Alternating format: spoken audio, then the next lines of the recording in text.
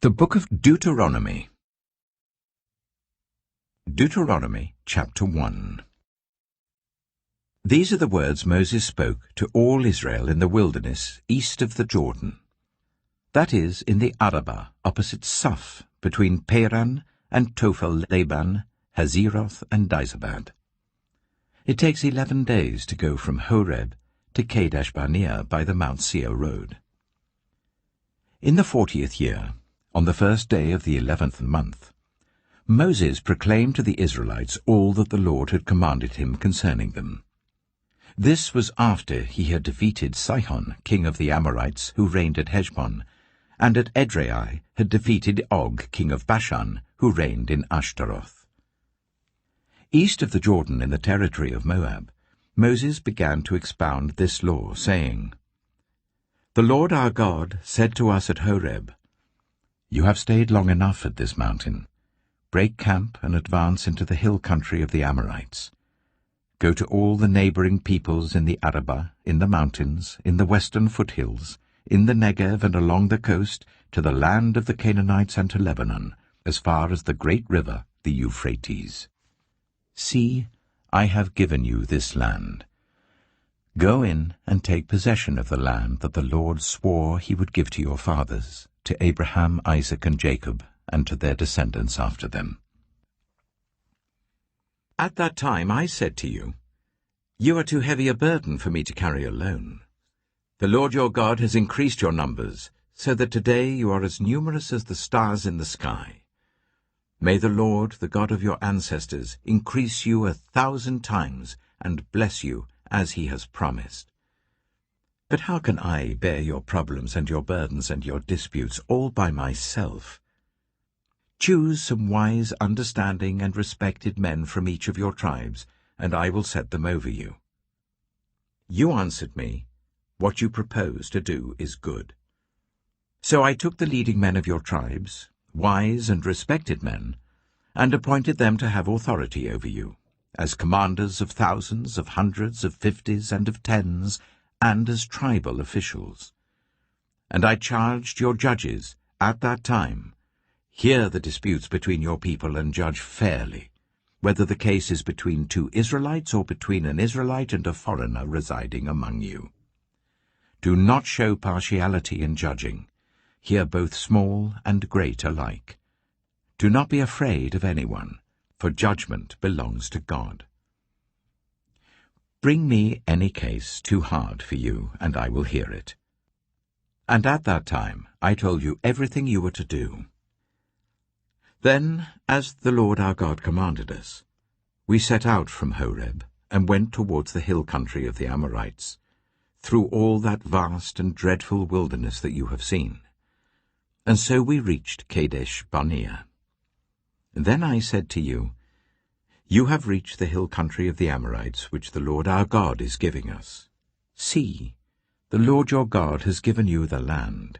Go up and take possession of it, as the Lord, the God of your ancestors, told you. Do not be afraid. Do not be discouraged.' Then all of you came to me and said, 'Let us send men ahead to spy out the land for us and bring back a report about the route we are to take and the towns we will come to.' The idea seemed good to me. So I selected 12 of you, 1 man from each tribe. They left and went up into the hill country and came to the valley of Eshcol and explored it. Taking with them some of the fruit of the land, they brought it down to us and reported, 'It is a good land that the Lord our God is giving us.' But you were unwilling to go up. You rebelled against the command of the Lord your God. You grumbled in your tents and said, 'The Lord hates us, so he brought us out of Egypt to deliver us into the hands of the Amorites to destroy us. Where can we go? Our brothers have made our hearts melt in fear. They say, "The people are stronger and taller than we are. The cities are large, with walls up to the sky. We even saw the Anakites there." Then I said to you, "Do not be terrified. Do not be afraid of them. The Lord your God, who is going before you, will fight for you as he did for you in Egypt before your very eyes, and in the wilderness. There you saw how the Lord your God carried you, as a father carries his son, all the way you went until you reached this place. In spite of this, you did not trust in the Lord your God, who went ahead of you on your journey, in fire by night and in a cloud by day, to search out places for you to camp and to show you the way you should go. When the Lord heard what you said, he was angry and solemnly swore, "No one from this evil generation shall see the good land I swore to give your ancestors, except Caleb, son of Jephunneh. He will see it, and I will give him and his descendants the land he set his feet on, because he followed the Lord wholeheartedly."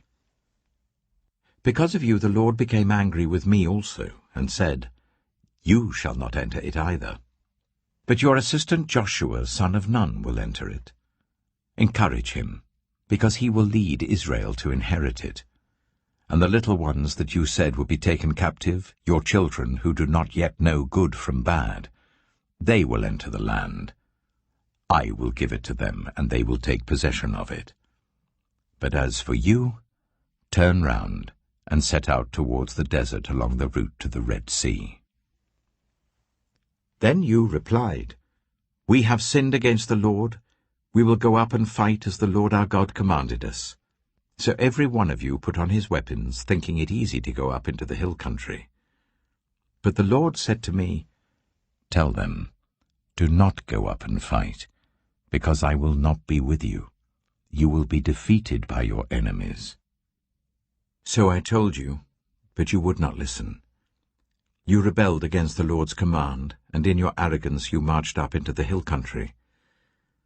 The Amorites who lived in those hills came out against you. They chased you like a swarm of bees, and beat you down from Seir all the way to Hormah. You came back and wept before the Lord, but he paid no attention to your weeping and turned a deaf ear to you. And so you stayed in Kadesh many days, all the time you spent there. Deuteronomy chapter 2. Then we turned back and set out towards the wilderness along the route to the Red Sea, as the Lord had directed me. For a long time we made our way around the hill country of Seir. Then the Lord said to me, "You have made your way around this hill country long enough. Now turn north. Give the people these orders. You are about to pass through the territory of your relatives, the descendants of Esau who live in Seir. They will be afraid of you, but be very careful. Do not provoke them to war. For I will not give you any of their land, not even enough to put your foot on. I have given Esau the hill country of Seir as his own. You are to pay them in silver for the food you eat and the water you drink. The Lord your God has blessed you in all the work of your hands. He has watched over your journey through this vast wilderness. These 40 years the Lord your God has been with you, and you have not lacked anything. So we went on past our relatives, the descendants of Esau who live in Seir. We turned from the Arabah road, which comes up from Elath and Ezion-Geber, and travelled along the desert road of Moab. Then the Lord said to me, "Do not harass the Moabites or provoke them to war, for I will not give you any part of their land. I have given Ar to the descendants of Lot as a possession." The Emites used to live there, a people strong and numerous and as tall as the Anakites. Like the Anakites, they too were considered Rephaites, but the Moabites called them Emites. Horites used to live in Seir, but the descendants of Esau drove them out. They destroyed the Horites from before them and settled in their place, just as Israel did in the land the Lord gave them as their possession. And the Lord said, "Now get up and cross the Zered valley." So we crossed the valley. 38 years passed from the time we left Kadesh Barnea until we crossed the Zered valley. By then, that entire generation of fighting men had perished from the camp, as the Lord had sworn to them. The Lord's hand was against them until he had completely eliminated them from the camp.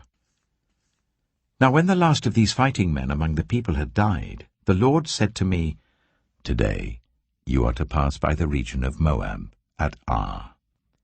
When you come to the Ammonites, do not harass them or provoke them to war, for I will not give you possession of any land belonging to the Ammonites. I have given it as a possession to the descendants of Lot." That too was considered a land of the Rephaites, who used to live there. But the Ammonites called them Zamzummites. They were a people strong and numerous, and as tall as the Anakites. The Lord destroyed them from before the Ammonites, who drove them out and settled in their place. The Lord had done the same for the descendants of Esau, who lived in Seir, when he destroyed the Horites from before them. They drove them out and have lived in their place to this day. And as for the Avites, who live in the villages as far as Gaza, the Caphtorites coming out from Caphtor destroyed them and settled in their place. Set out now and cross the Arnon Gorge. See, I have given into your hand Sihon the Amorite, king of Heshbon, and his country. Begin to take possession of it and engage him in battle. This very day I will begin to put the terror and fear of you on all the nations under heaven.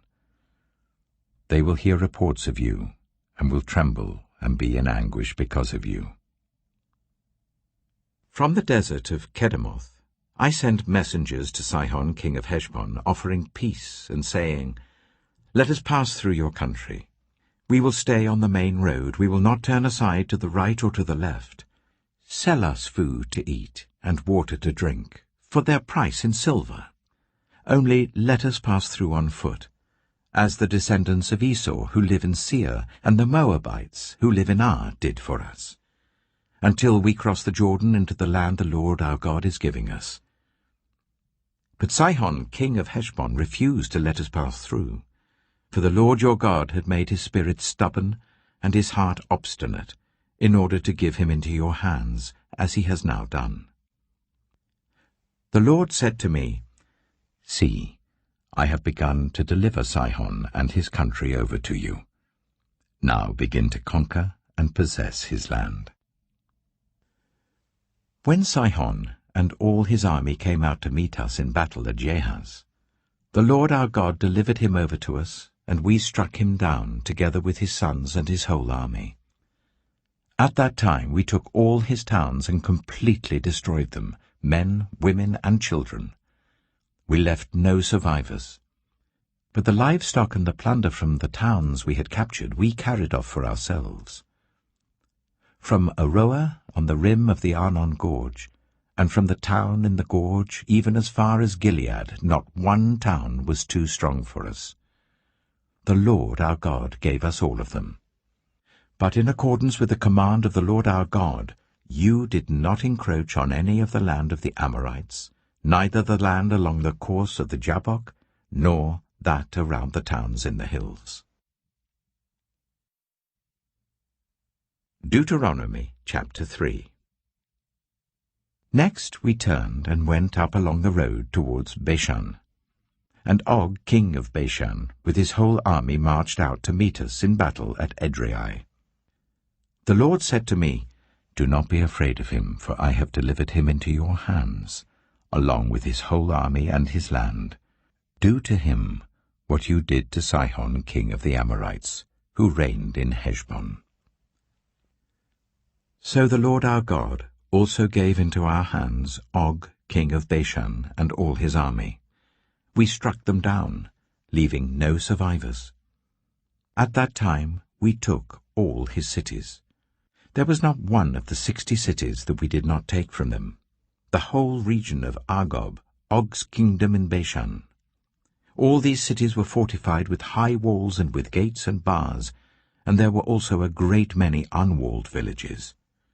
We completely destroyed them, as we had done with Sihon king of Heshbon, destroying every city, men, women, and children. But all the livestock and the plunder from their cities we carried off for ourselves. So at that time we took from these 2 kings of the Amorites the territory east of the Jordan, from the Arnon Gorge as far as Mount Hermon. Hermon is called Sirion by the Sidonians. The Amorites call it Sinea. We took all the towns on the plateau, and all Gilead, and all Bashan, as far as Salekah and Edrei, towns of Og's kingdom in Bashan. Og, king of Bashan, was the last of the Rephaites. His bed was decorated with iron, and was more than 9 cubits long and 4 cubits wide. It is still in Rabbah of the Ammonites. Of the land that we took over at that time, I gave the Reubenites and the Gadites the territory north of Aroer, by the Arnon Gorge, including half the hill country of Gilead, together with its towns. The rest of Gilead, and also all of Bashan, the kingdom of Og, I gave to the half-tribe of Manasseh. The whole region of Argob in Bashan used to be known as a land of the Rephaites. Jair, a descendant of Manasseh, took the whole region of Argob as far as the border of the Geshurites and the Maacathites. It was named after him, so that to this day Bashan is called Havoth Jair.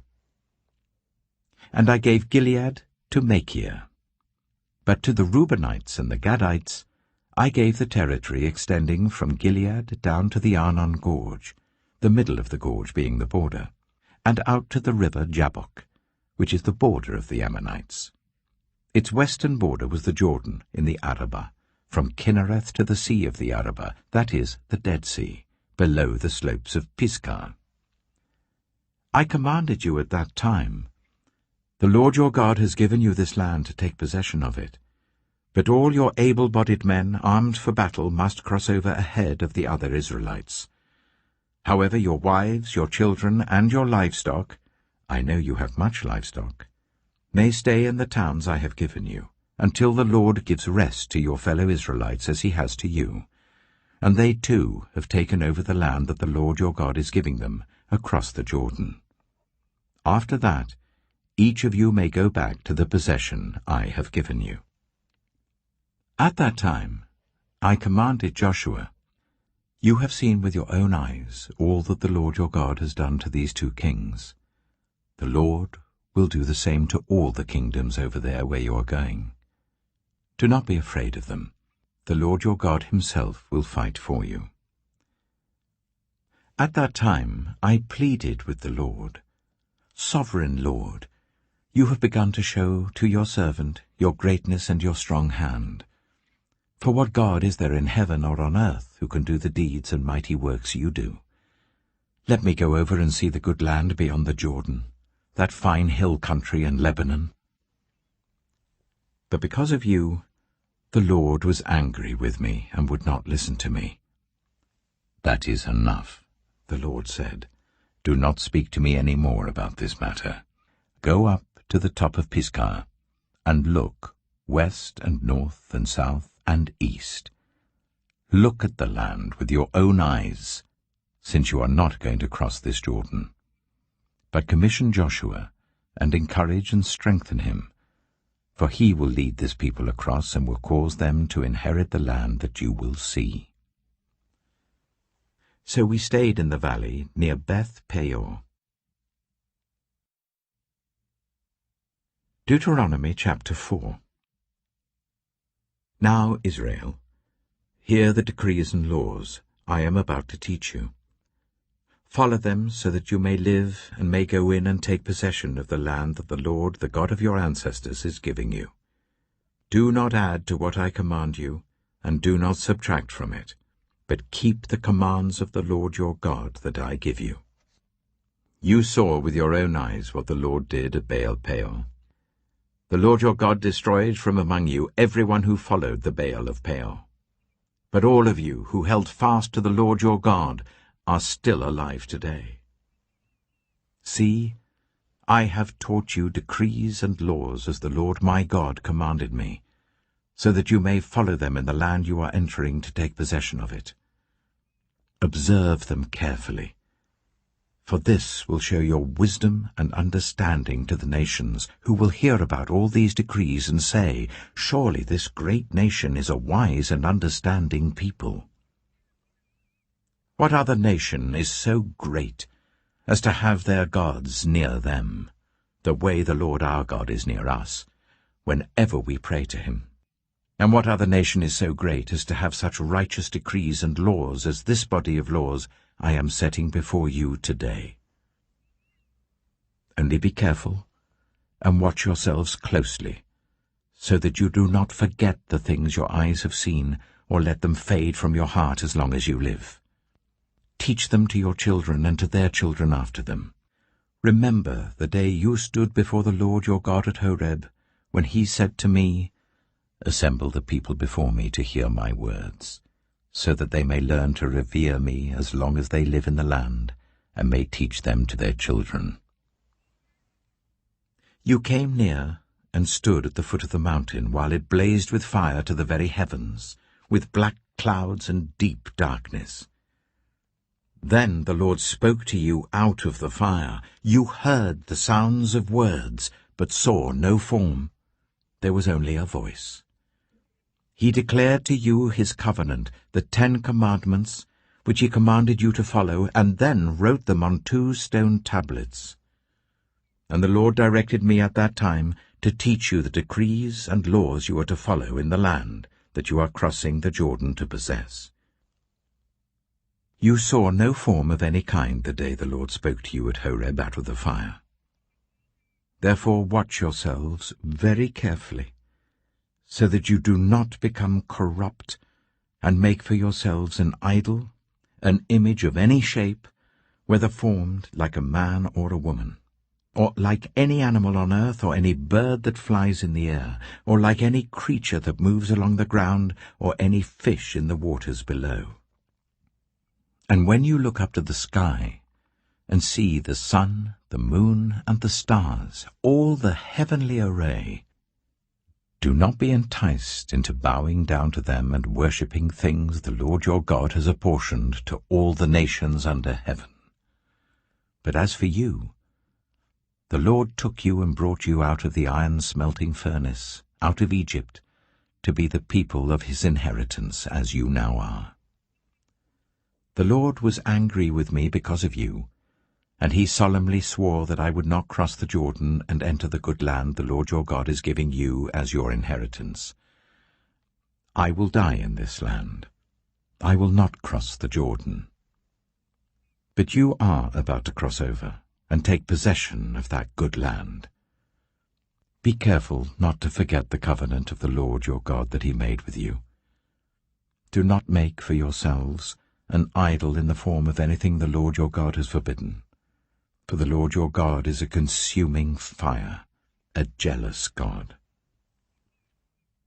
After you have had children and grandchildren, and have lived in the land a long time, if you then become corrupt and make any kind of idol, doing evil in the eyes of the Lord your God and arousing his anger, I call the heavens and the earth as witnesses against you this day, that you will quickly perish from the land that you are crossing the Jordan to possess. You will not live there long, but will certainly be destroyed. The Lord will scatter you among the peoples, and only a few of you will survive among the nations to which the Lord will drive you. There you will worship man-made gods of wood and stone, which cannot see or hear or eat or smell. But if from there you seek the Lord your God, you will find him if you seek him with all your heart and with all your soul. When you are in distress and all these things have happened to you, then in later days you will return to the Lord your God and obey him. For the Lord your God is a merciful God. He will not abandon or destroy you or forget the covenant with your ancestors, which he confirmed to them by oath. Ask now about the former days, long before your time, from the day God created human beings on the earth. Ask from one end of the heavens to the other, has anything so great as this ever happened? Or has anything like it ever been heard of? Has any other people heard the voice of God speaking out of fire as you have and lived? Has any God ever tried to take for himself one nation out of another nation by testings, by signs and wonders, by war, by a mighty hand and an outstretched arm, or by great and awesome deeds, like all the things the Lord your God did for you in Egypt before your very eyes? You were shown these things, so that you might know that the Lord is God. Besides him, there is no other. From heaven he made you hear his voice to discipline you. On earth he showed you his great fire, and you heard his words from out of the fire. Because he loved your ancestors and chose their descendants after them, he brought you out of Egypt by his presence and his great strength, to drive out before you nations greater and stronger than you, and to bring you into their land, to give it to you for your inheritance, as it is today. Acknowledge and take to heart this day that the Lord is God, in heaven above and on the earth below. There is no other. Keep his decrees and commands which I am giving you today, so that it may go well with you and your children after you, and that you may live long in the land the Lord your God gives you for all time. Then Moses set aside 3 cities east of the Jordan, to which anyone who had killed a person could flee if they had unintentionally killed a neighbor without malice aforethought. They could flee into one of these cities and save their life. The cities were these: Bezer in the wilderness plateau for the Reubenites, Ramoth in Gilead for the Gadites, and Golan in Bashan for the Manassites. This is the law Moses set before the Israelites. These are the stipulations, decrees, and laws Moses gave them when they came out of Egypt, and were in the valley near Beth-peor east of the Jordan, in the land of Sihon, king of the Amorites, who reigned in Heshbon and was defeated by Moses and the Israelites as they came out of Egypt. They took possession of his land, and the land of Og, king of Bashan, the 2 Amorite kings east of the Jordan. This land extended from Aroeh on the rim of the Arnon Gorge to Mount Sirion, that is, Hermon, and included all the Arabah east of the Jordan as far as the Dead Sea below the slopes of Pisgah. Deuteronomy chapter 5. Moses summoned all Israel and said, "Hear, Israel, the decrees and the laws I declare in your hearing today. Learn them and be sure to follow them. The Lord our God made a covenant with us at Horeb. It was not with our ancestors that the Lord made this covenant, but with us, with all of us who are alive here today. The Lord spoke to you face to face out of the fire on the mountain. At that time I stood between the Lord and you to declare to you the word of the Lord, because you were afraid of the fire and did not go up the mountain. And he said, I am the Lord your God, who brought you out of Egypt, out of the land of slavery. You shall have no other gods before me. You shall not make for yourself an image in the form of anything in heaven above, or on the earth beneath, or in the waters below. You shall not bow down to them, or worship them. For I, the Lord your God, am a jealous God, punishing the children for the sin of the parents to the 3rd and 4th generation of those who hate me, but showing love to 1,000 generations of those who love me and keep my commandments. You shall not misuse the name of the Lord your God, for the Lord will not hold anyone guiltless who misuses his name. Observe the Sabbath day by keeping it holy, as the Lord your God has commanded you. 6 days you shall labor and do all your work, but the 7th day is a Sabbath to the Lord your God. On it you shall not do any work, neither you, nor your son or daughter, nor your male or female servant, nor your ox, your donkey, or any of your animals, nor any foreigner residing in your towns, so that your male and female servants may rest, as you do. Remember that you were slaves in Egypt, and that the Lord your God brought you out of there with a mighty hand and an outstretched arm. Therefore the Lord your God has commanded you to observe the Sabbath day. Honor your father and your mother, as the Lord your God has commanded you, so that you may live long, and that it may go well with you in the land the Lord your God is giving you. You shall not murder. You shall not commit adultery. You shall not steal. You shall not give false testimony against your neighbor. You shall not covet your neighbor's wife. You shall not set your desire on your neighbor's house or land, his male or female servant, his ox or donkey, or anything that belongs to your neighbor. These are the commandments the Lord proclaimed in a loud voice to your whole assembly there on the mountain from out of the fire, the cloud, and the deep darkness, and he added nothing more. Then he wrote them on 2 stone tablets and gave them to me. When you heard the voice out of the darkness, while the mountain was ablaze with fire, all the leaders of your tribes and your elders came to me. And you said, The Lord our God has shown us his glory and his majesty, and we have heard his voice from the fire. Today we have seen that a person can live, even if God speaks with them.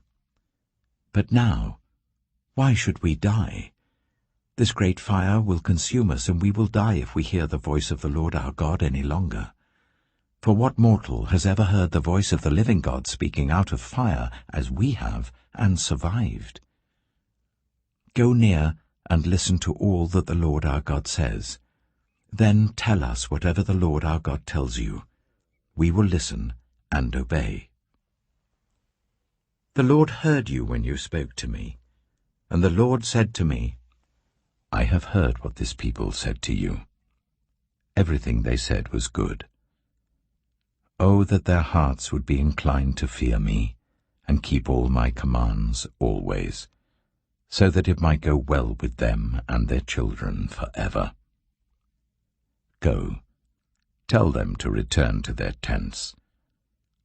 But you stay here with me, so that I may give you all the commands, decrees, and laws that you are to teach them to follow in the land I am giving them to possess. So be careful to do what the Lord your God has commanded you.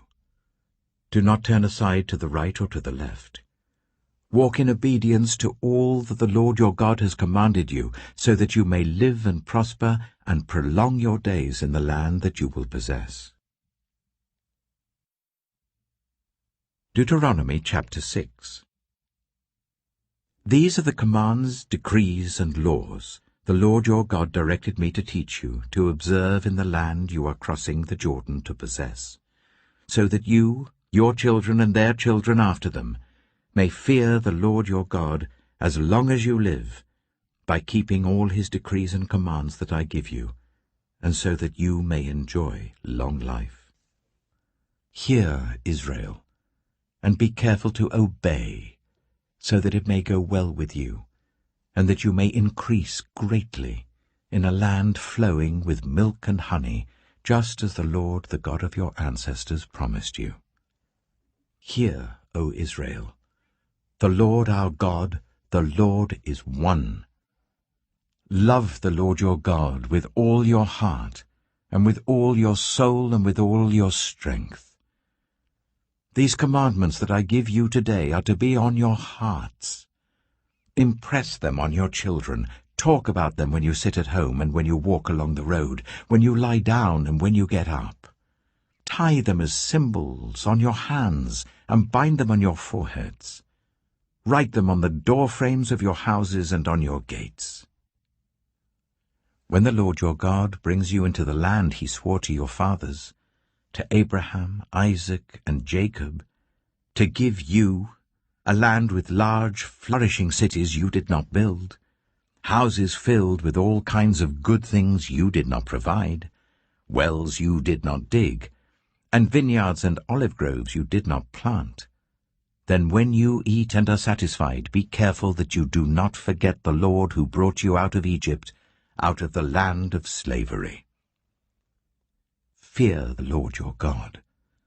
Serve him only, and take your oaths in his name. Do not follow other gods, the gods of the peoples around you. For the Lord your God who is among you is a jealous God, and his anger will burn against you, and he will destroy you from the face of the land. Do not put the Lord your God to test as you did at Massah. Be sure to keep the commands of the Lord your God and the stipulations and decrees he has given you. Do what is right and good in the Lord's sight, so that it may go well with you, and you may go in and take over the good land that the Lord promised on oath to your ancestors, thrusting out all your enemies before you, as the Lord said. In the future, when your son asks you, "What is the meaning of the stipulations, decrees, and laws the Lord our God has commanded you?" tell him, "We were slaves of Pharaoh in Egypt, but the Lord brought us out of Egypt with a mighty hand. Before our eyes the Lord sent signs and wonders, great and terrible, on Egypt and Pharaoh and his whole household. But he brought us out from there, to bring us in and give us the land that he promised on oath to our ancestors. The Lord commanded us to obey all these decrees and to fear the Lord our God, so that we might always prosper and be kept alive, as is the case today. And if we are careful to obey all this law before the Lord our God, as he has commanded us, that will be our righteousness." Deuteronomy chapter 7.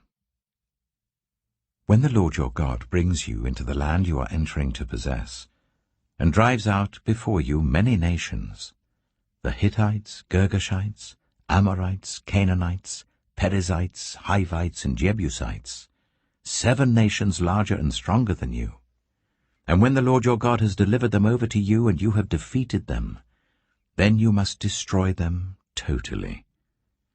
Make no treaty with them, and show them no mercy. Do not intermarry with them.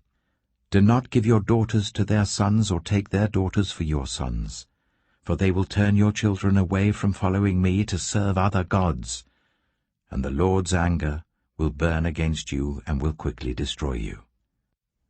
This is what you are to do to them. Break down their altars, smash their sacred stones, cut down their Asherah poles, and burn their idols in the fire. For you are a people holy to the Lord your God. The Lord your God has chosen you out of all the peoples on the face of the earth to be his people, his treasured possession. The Lord did not set his affection on you and choose you because you were more numerous than other peoples, for you were the fewest of all peoples. But it was because the Lord loved you and kept the oath he swore to your ancestors, that he brought you out with a mighty hand and redeemed you from the land of slavery, from the power of Pharaoh king of Egypt. Know therefore that the Lord your God is God. He is the faithful God, keeping his covenant of love to 1,000 generations of those who love him and keep his commandments. But those who hate him he will repay to their face by destruction. He will not be slow to repay to their face those who hate him. Therefore take care to follow the commands, decrees, and laws I give you today.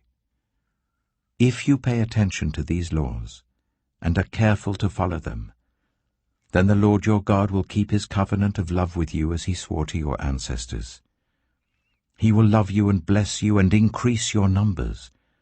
He will bless the fruit of your womb, the crops of your land, your corn, new wine, and oil, the calves of your herds, and the lambs of your flocks in the land that he swore to your ancestors to give you. You will be blessed more than any other people.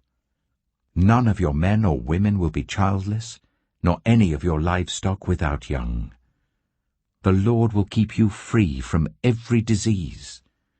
He will not inflict on you the horrible diseases you knew in Egypt, but he will inflict them on all who hate you. You must destroy all the peoples the Lord your God gives over to you. Do not look on them with pity, and do not serve their gods, for that will be a snare to you. You may say to yourselves, "These nations are stronger than we are. How can we drive them out?" But do not be afraid of them. Remember well what the Lord your God did to Pharaoh and to all Egypt. You saw with your own eyes the great trials, the signs and wonders, the mighty hand and outstretched arm with which the Lord your God brought you out. The Lord your God will do the same to all the peoples you now fear. Moreover, the Lord your God will send the hornet among them until even the survivors who hide from you have perished. Do not be terrified by them, for the Lord your God who is among you is a great and awesome God. The Lord your God will drive out those nations before you little by little. You will not be allowed to eliminate them all at once, or the wild animals will multiply around you. But the Lord your God will deliver them over to you, throwing them into great confusion until they are destroyed.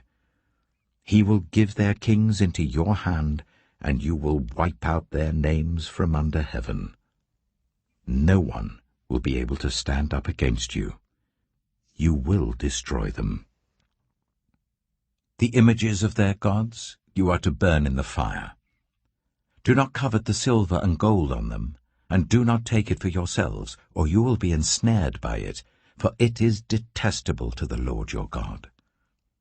Do not bring a detestable thing into your house, or you, like it, will be set apart for destruction. Regard it as vile and utterly detest it, for it is set apart for destruction. Deuteronomy chapter 8. Be careful to follow every command I am giving you today, so that you may live and increase and may enter and possess the land that the Lord promised on oath to your ancestors. Remember how the Lord your God led you all the way in the wilderness these 40 years, to humble and test you, in order to know what was in your heart, whether or not you would keep his commands. He humbled you, causing you to hunger and then feeding you with manna, which neither you nor your ancestors had known, to teach you that man does not live on bread alone, but on every word that comes from the mouth of the Lord. Your clothes did not wear out, and your feet did not swell during these 40 years. Know then in your heart that as a man disciplines his son, so the Lord your God disciplines you. Observe the commands of the Lord your God, walking in obedience to him and revering him. For the Lord your God is bringing you into a good land, a land with brooks, streams, and deep springs gushing out into the valleys and hills, a land with wheat and barley, vines and fig trees, pomegranates, olive oil and honey, a land where bread will not be scarce and you will lack nothing, a land where the rocks are iron and you can dig copper out of the hills. When you have eaten and are satisfied, praise the Lord your God for the good land he has given you. Be careful that you do not forget the Lord your God, failing to observe his commands, his laws, and his decrees that I am giving you this day. Otherwise, when you eat and are satisfied, when you build fine houses and settle down, and when your herds and your flocks grow large, and your silver and gold increase, and all that you have is multiplied, then your heart will become proud, and you will forget the Lord your God who brought you out of Egypt, out of the land of slavery. He led you through the vast and dreadful wilderness, that thirsty and waterless land, with its venomous snakes and scorpions. He brought you water out of hard rock. He gave you manna to eat in the wilderness, something your ancestors had never known, to humble and test you, so that in the end it might go well with you. You may say to yourself, "My power and the strength of my hands have produced this wealth for me." But remember the Lord your God, for it is He who gives you the ability to produce wealth, and so confirms His covenant, which He swore to your ancestors, as it is today. If you ever forget the Lord your God, and follow other gods and worship and bow down to them, I testify against you today that you will surely be destroyed. Like the nations the Lord destroyed before you, so you will be destroyed, for not obeying the Lord your God. Deuteronomy chapter 9. Hear, Israel. You are now about to cross the Jordan to go in and dispossess nations greater and stronger than you, with large cities that have walls up to the sky. The people are strong and tall, Anakites. You know about them, and have heard it said, "Who can stand up against the Anakites?" But be assured today that the Lord your God is the one who goes across ahead of you, like a devouring fire. He will destroy them. He will subdue them before you, and you will drive them out and annihilate them quickly, as the Lord has promised you. After the Lord your God has driven them out before you, do not say to yourself, "The Lord has brought me here to take possession of this land because of my righteousness." No. It is on account of the wickedness of these nations that the Lord is going to drive them out before you.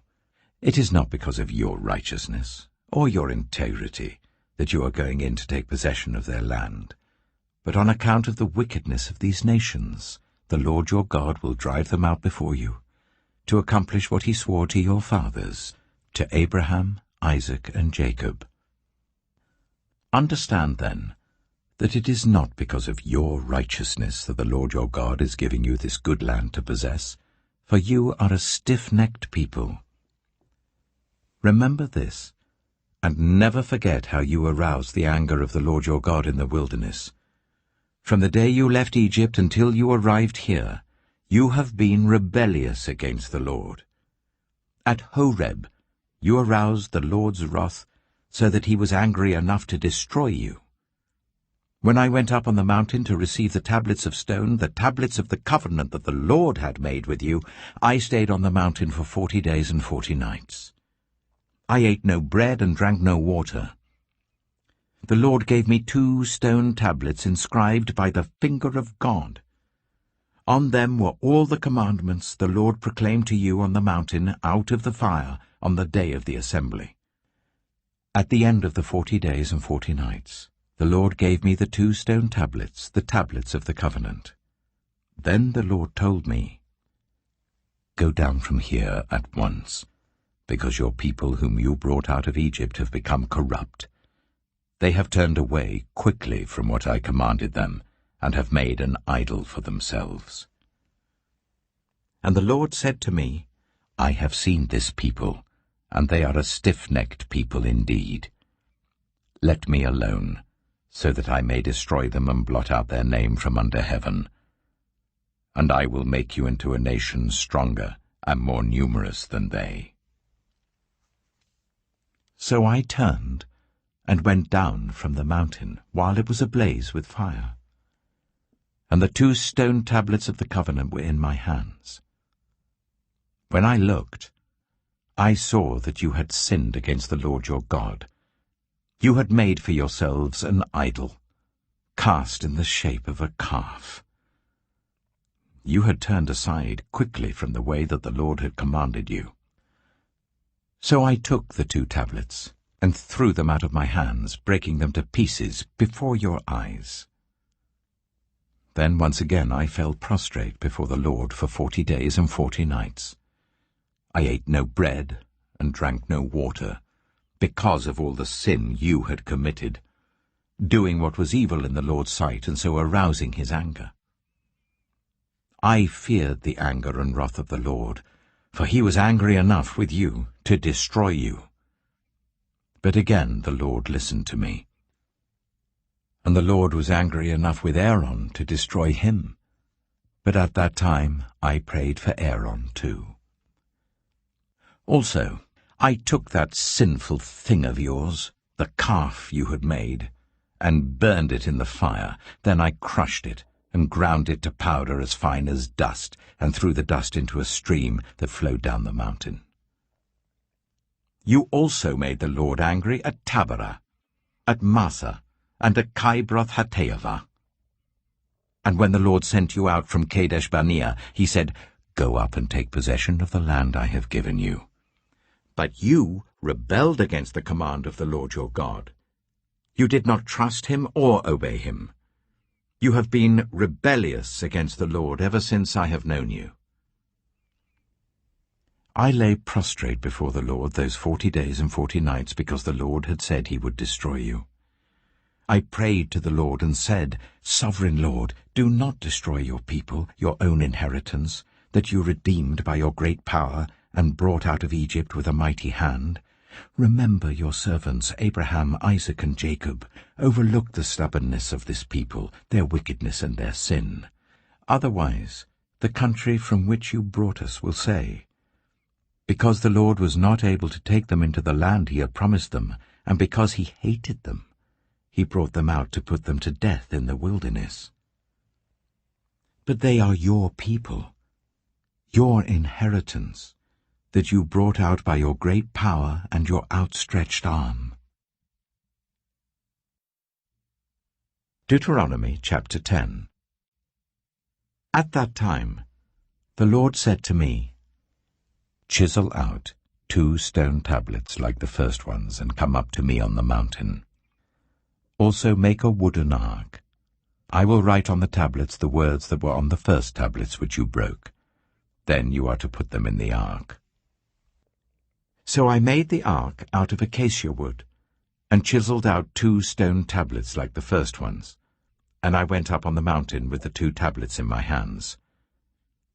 The Lord wrote on these tablets what he had written before, the 10 commandments he had proclaimed to you on the mountain out of the fire on the day of the assembly. And the Lord gave them to me. Then I came back down the mountain and put the tablets in the ark I had made, as the Lord commanded me, and they are there now. The Israelites travelled from the wells of Bene-Jaakan to Mosera. There Aaron died and was buried, and Eleazar his son succeeded him as priest. From there they travelled to Gudgodah, and on to Jotbathah, a land with streams of water.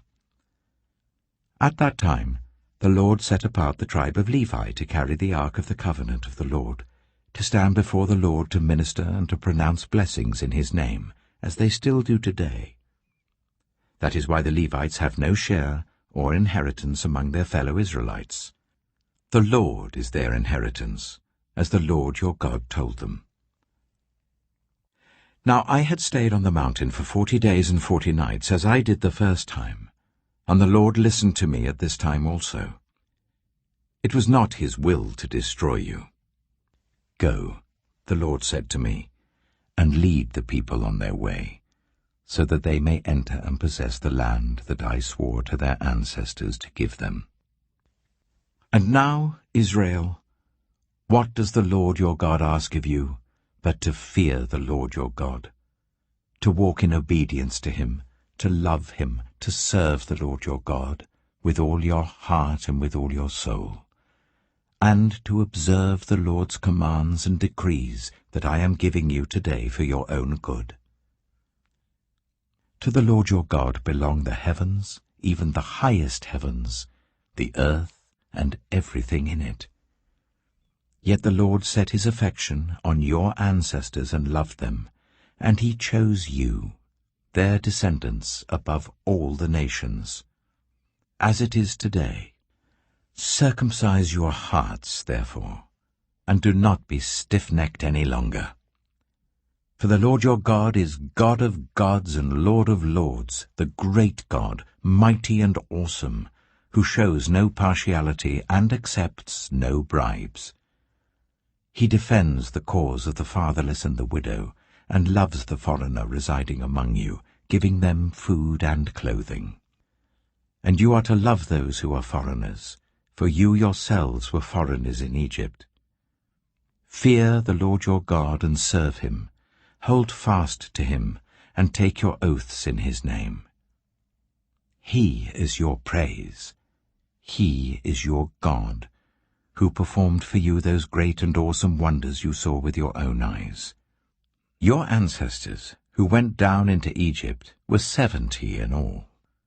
And now the Lord your God has made you as numerous as the stars in the sky. Deuteronomy chapter 11. Love the Lord your God and keep his requirements, his decrees, his laws, and his commands always.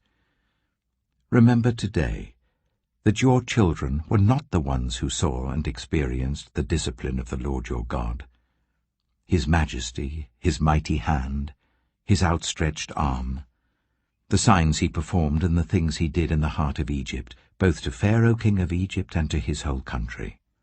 What he did to the Egyptian army, to its horses and chariots, how he overwhelmed them with the waters of the Red Sea as they were pursuing you, and how the Lord brought lasting ruin on them.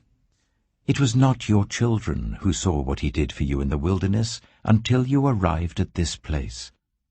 And what he did to Dathan and Abiram, sons of Eliab the Reubenite, when the earth opened its mouth right in the middle of all Israel and swallowed them up with their households, their tents, and every living thing that belonged to them.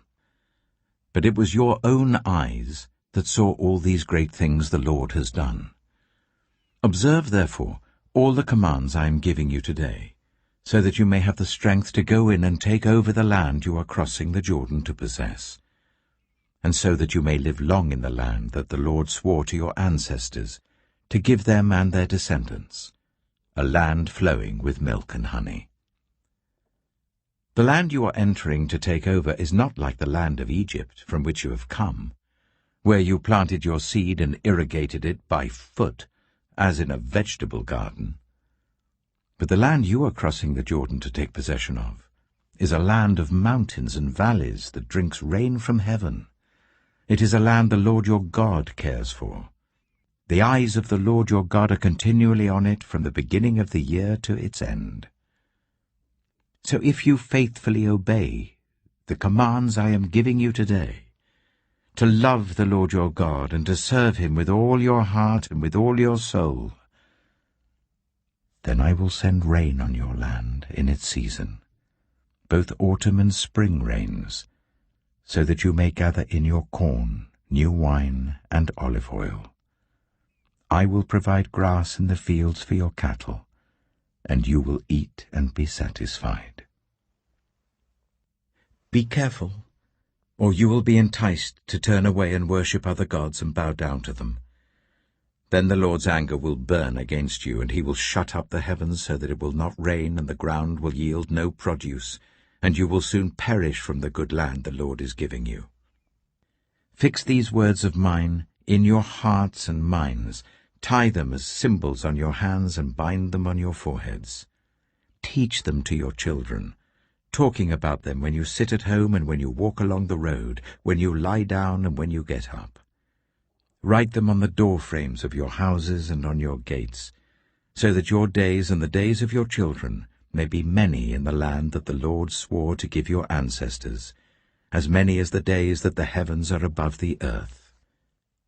If you carefully observe all these commands I am giving you to follow, to love the Lord your God, to walk in obedience to him and to hold fast to him, then the Lord will drive out all these nations before you, and you will dispossess nations larger and stronger than you. Every place where you set your foot will be yours. Your territory will extend from the desert to Lebanon, and from the river Euphrates to the Mediterranean Sea. no one will be able to stand against you. The Lord your God, as he promised you, will put the terror and fear of you on the whole land, wherever you go. See, I am setting before you today a blessing and a curse. The blessing, if you obey the commands of the Lord your God that I am giving you today. The curse, if you disobey the commands of the Lord your God, and turn from the way that I command you today by following other gods, which you have not known. When the Lord your God has brought you into the land you are entering to possess, you are to proclaim on Mount Gerizim the blessings, and on Mount Ebal the curses. As you know, these mountains are across the Jordan, westward towards the setting sun, near the great trees of Moreh, in the territory of those Canaanites living in the Arabah, in the vicinity of Gilgal. You are about to cross the Jordan to enter and take possession of the land the Lord your God is giving you. When you have taken it over and are living there, be sure that you obey all the decrees and laws I am setting before you today. Deuteronomy chapter 12. These are the decrees and laws you must be careful to follow in the land that the Lord, the God of your ancestors, has given you to possess, as long as you live in the land. Destroy completely all the places on the high mountains, on the hills, and under every spreading tree, where the nations you are dispossessing worship their gods. Break down their altars, smash their sacred stones, and burn their Asherah poles in the fire. Cut down the idols of their gods and wipe out their names from those places. You must not worship the Lord your God in their way. But you are to seek the place the Lord your God will choose from among all your tribes to put his name there for his dwelling. To that place you must go. There bring your burnt offerings and sacrifices, your tithes and special gifts, what you have vowed to give, and your freewill offerings, and the firstborn of your herds and flocks.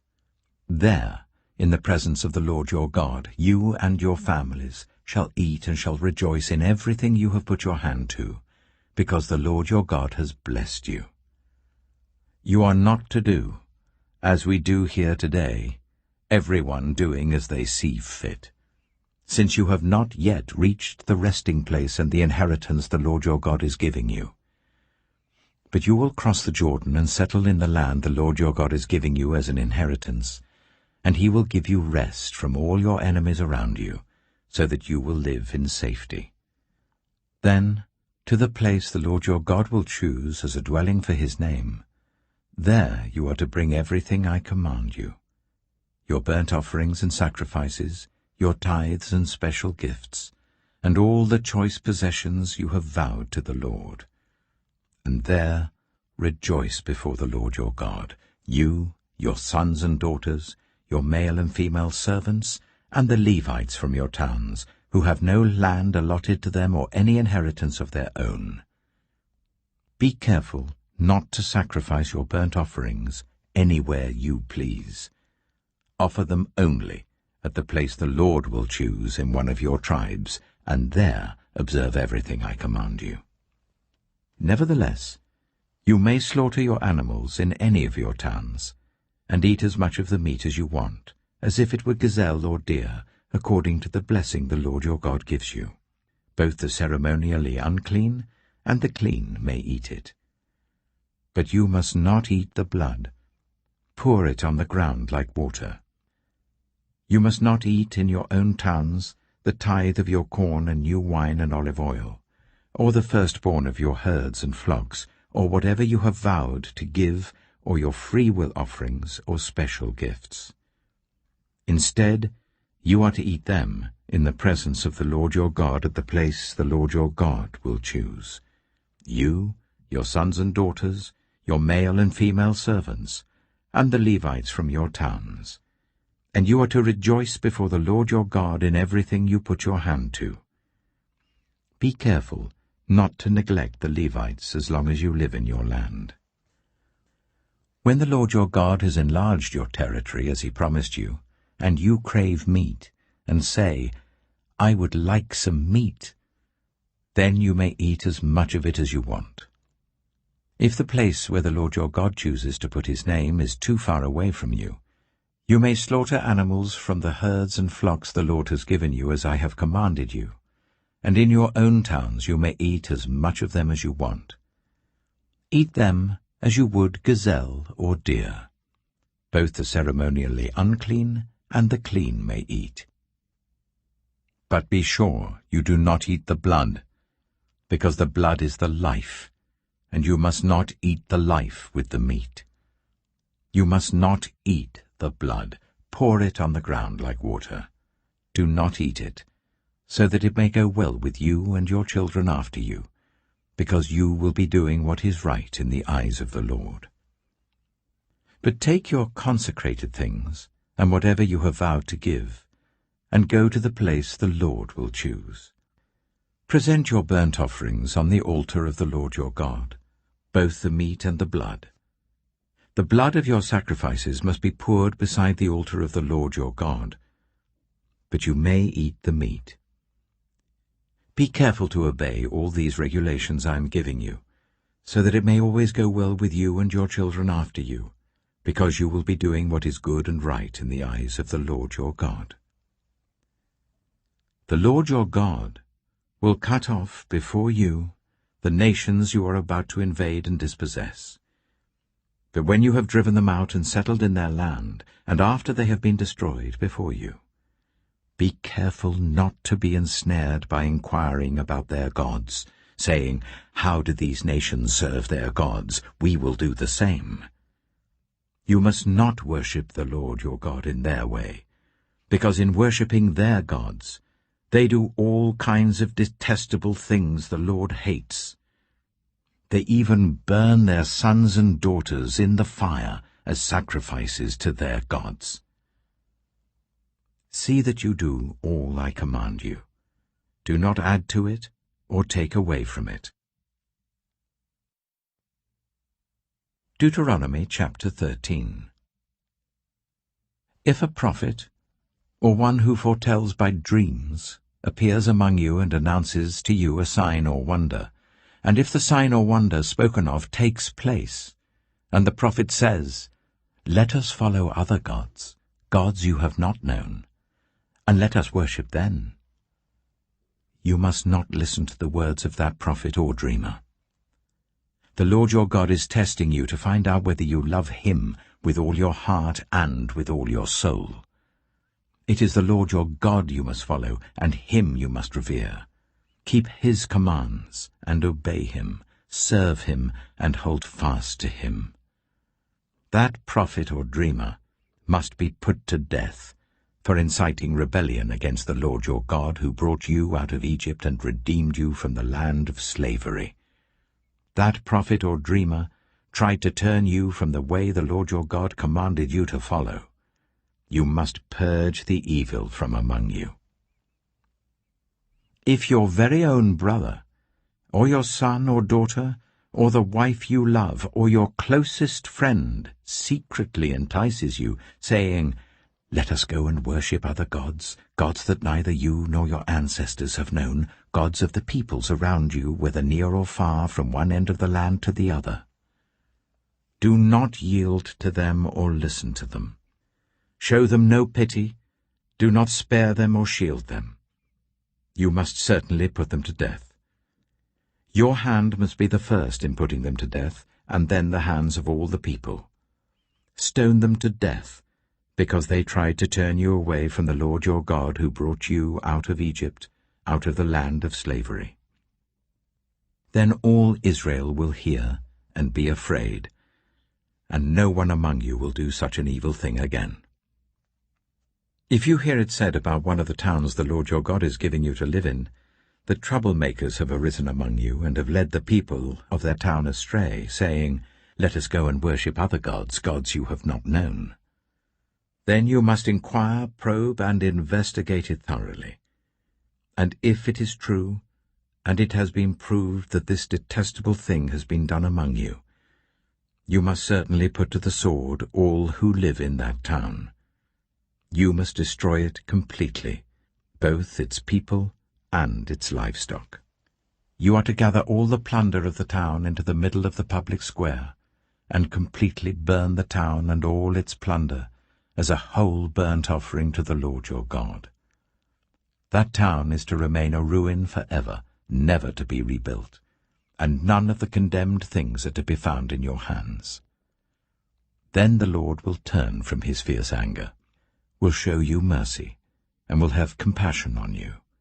He will increase your numbers as he promised on oath to your ancestors, because you obey the Lord your God by keeping all his commands that I am giving you today, and doing what is right in his eyes. Deuteronomy chapter 14. You are the children of the Lord your God.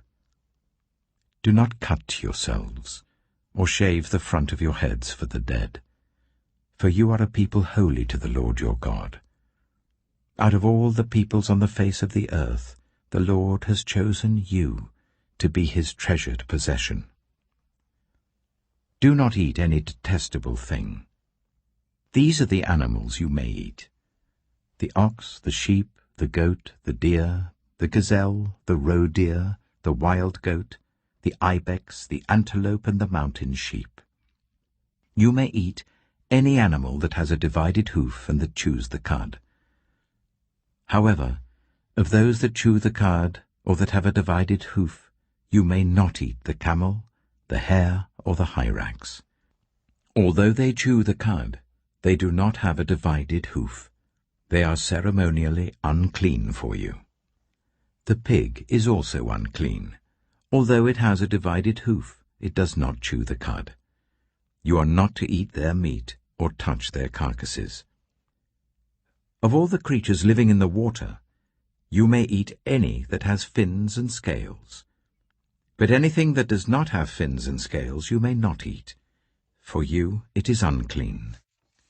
You may eat any clean bird, but these you may not eat: the eagle, the vulture, the black vulture, the red kite, the black kite, any kind of falcon, any kind of raven, the horned owl, the screech owl, the gull, any kind of hawk, the little owl, the great owl, the white owl, the desert owl, the osprey, the cormorant, the stork, any kind of heron, the hoopoe, and the bat. All flying insects are unclean to you. Do not eat them. But any winged creature that is clean you may eat. Do not eat anything you find already dead. You may give it to the foreigner residing in any of your towns, and they may eat it, or you may sell it to any other foreigner. But you are a people holy to the Lord your God. Do not cook a young goat in its mother's milk. Be sure to set aside 1/10 of all that your fields produce each year. Eat the tithe of your corn, new wine and olive oil, and the firstborn of your herds and flocks in the presence of the Lord your God, at the place he will choose as a dwelling for his name, so that you may learn to revere the Lord your God always. But if that place is too distant, and you have been blessed by the Lord your God and cannot carry your tithe, because the place where the Lord will choose to put his name is so far away, then exchange your tithe for silver, and take the silver with you and go to the place the Lord your God will choose. Use the silver to buy whatever you like: cattle, sheep, wine, or other fermented drink, or anything you wish. Then you and your household shall eat there in the presence of the Lord your God and rejoice. And do not neglect the Levites living in your towns, for they have no land allotted to them, or any inheritance of their own. At the end of every 3 years, bring all the tithes of that year's produce and store it in your towns, so that the Levites, who have no land allotted to them or any inheritance of their own, and the foreigners, the fatherless, and the widows who live in your towns, may come and eat and be satisfied, and so that the Lord your God may bless you in all the work of your hands. Deuteronomy chapter 15. At the end of every 7 years, you must cancel debts. This is how it is to be done. Every creditor shall cancel any loan they have made to a fellow Israelite. They shall not require payment from anyone among their own people, because the Lord's time for cancelling debts has been proclaimed. You may require payment from a foreigner, but you must cancel any debt your fellow Israelite owes you. However, there need be no poor people among you, for in the land the Lord your God is giving you to possess as your inheritance, he will richly bless you, if only you fully obey the Lord your God and are careful to follow all these commands I am giving you today. For the Lord your God will bless you as he promised, and you will lend to many nations, but will borrow from none. You will rule over many nations, but none will rule over you. If anyone is poor among your fellow Israelites, in any of the towns of the land that the Lord your God is giving you, do not be hard-hearted or tight-fisted towards them. Rather, be open-handed, and freely lend them whatever they need. Be careful not to harbour this wicked thought. The 7th year, the year for cancelling debts, is near, so that you do not show ill will towards the needy among your fellow Israelites and give them nothing. They may then appeal to the Lord against you, and you will be found guilty of sin. Give generously to them, and do so without a grudging heart. Then, because of this, the Lord your God will bless you in all your work and in everything you put your hand to. There will always be poor people in the land. Therefore I command you to be open-handed towards your fellow Israelites, who are poor and needy in your land. If any of your people, Hebrew men or women, sell themselves to you and serve you for 6 years, in the 7th year you must let them go free. And when you release them, do not send them away empty-handed. Supply them liberally from your flock, your threshing floor, and your winepress. Give to them as the Lord your God has blessed you. Remember that you were slaves in Egypt, and the Lord your God redeemed you. That is why I give you this command today. But if your servant says to you, I do not want to leave you, because he loves you and your family, and is well off with you, then take an awl, and push it through his earlobe into the door, and he will become your servant for life. Do the same for your female servant. Do not consider it a hardship to set your servant free, because their service to you these 6 years has been worth twice as much as that of a hired hand, and the Lord your God will bless you in everything you do. Set apart for the Lord your God every firstborn male of your herds and flocks. Do not put the firstborn of your oxen to work, and do not shear the firstborn of your sheep. Each year you and your family are to eat them in the presence of the Lord your God at the place he will choose. If an animal has a defect, is lame or blind, or has any serious flaw, you must not sacrifice it to the Lord your God. You are to eat it in your own towns. Both the ceremonially unclean and the clean may eat it, as if it were gazelle or deer. But you must not eat the blood. Pour it on the ground like water. Deuteronomy chapter 16. Observe the month of Aviv, and celebrate the Passover of the Lord your God, because in the month of Aviv he brought you out of Egypt by night.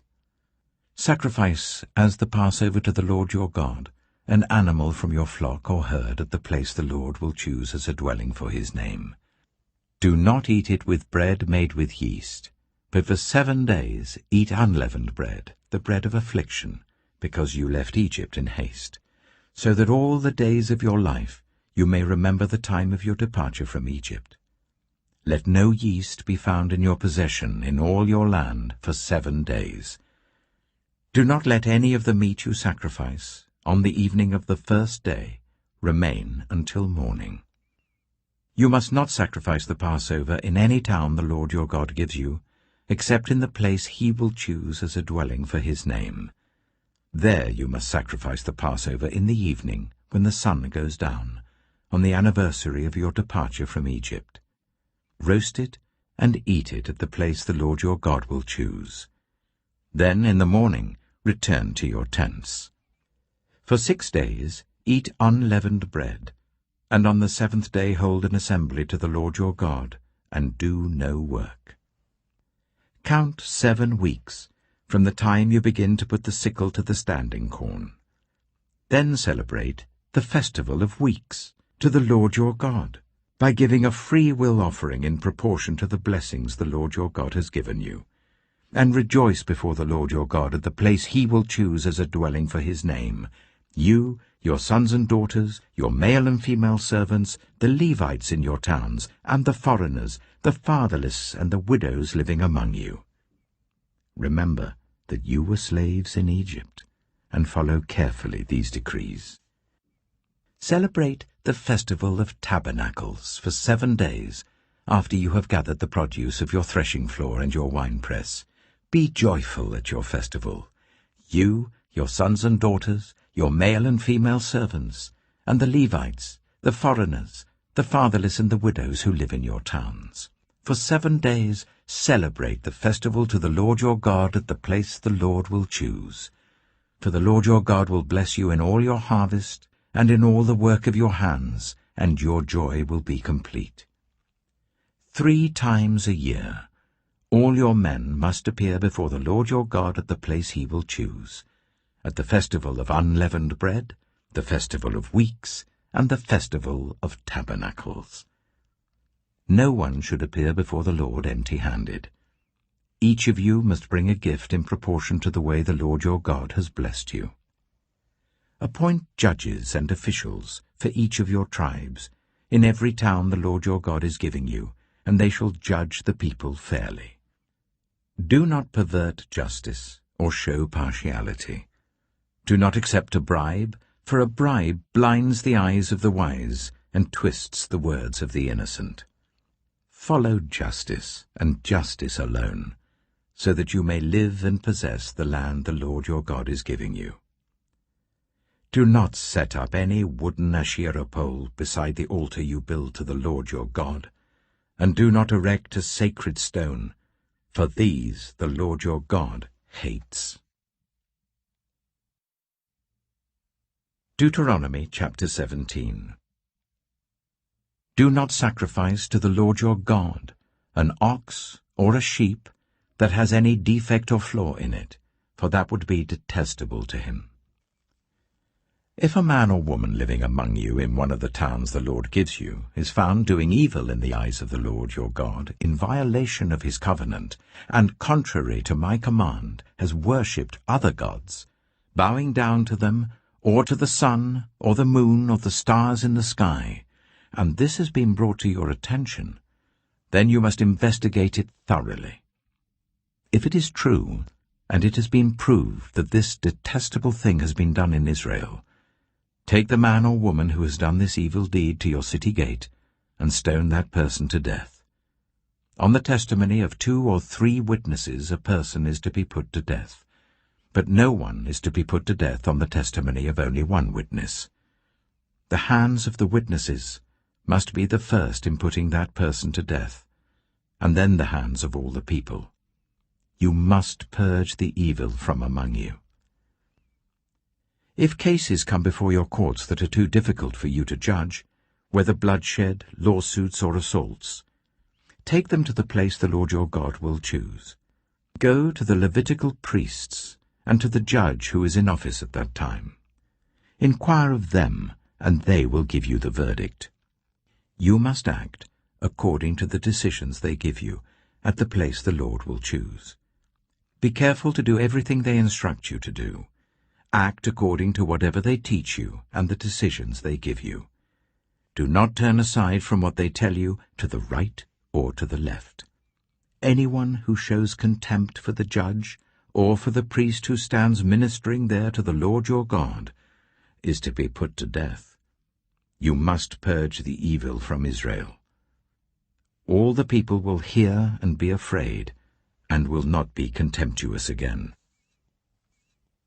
When you enter the land the Lord your God is giving you, and have taken possession of it and settled in it, and you say, "Let us set a king over us like all the nations around us," be sure to appoint over you a king the Lord your God chooses.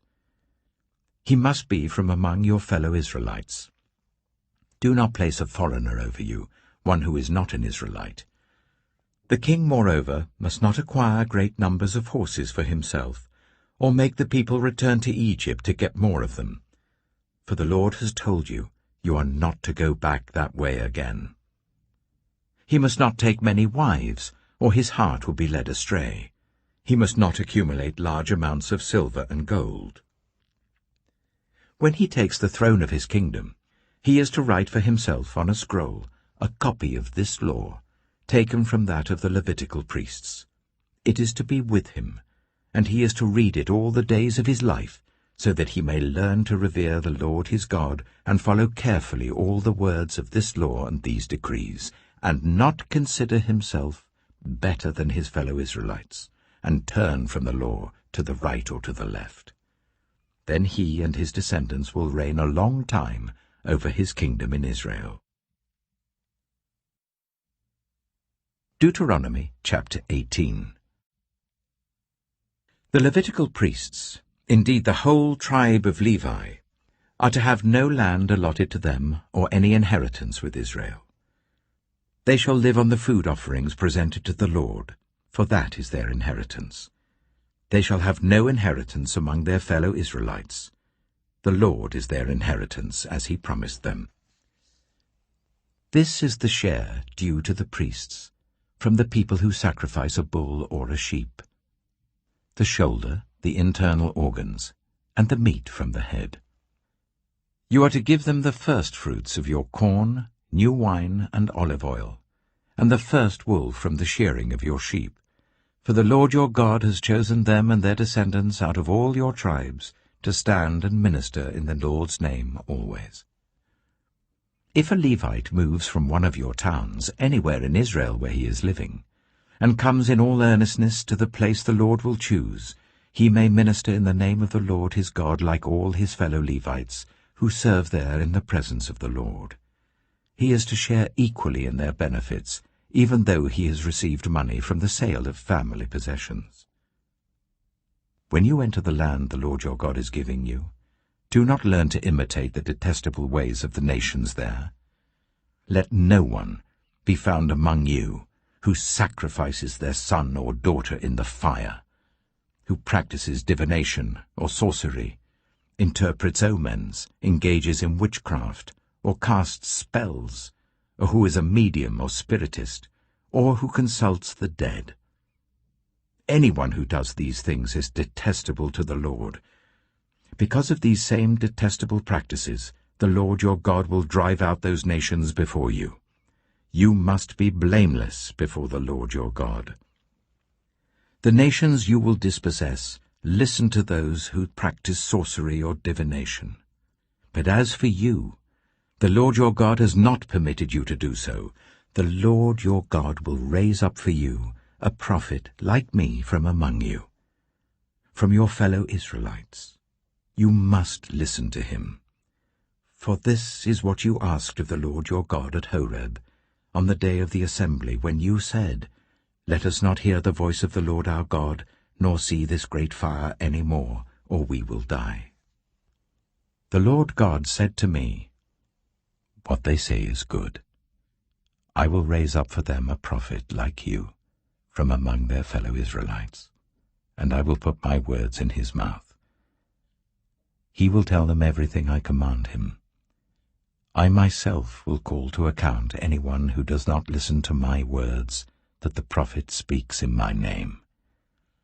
But a prophet who presumes to speak in my name anything I have not commanded, or a prophet who speaks in the name of other gods, is to be put to death." You may say to yourselves, "How can we know when a message has not been spoken by the Lord? If what a prophet proclaims in the name of the Lord does not take place or come true, that is a message the Lord has not spoken.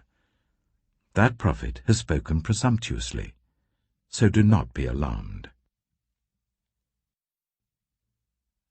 Deuteronomy chapter 19. When the Lord your God has destroyed the nations whose land he is giving you, and when you have driven them out and settled in their towns and houses, then set aside for yourselves 3 cities in the land the Lord your God is giving you to possess.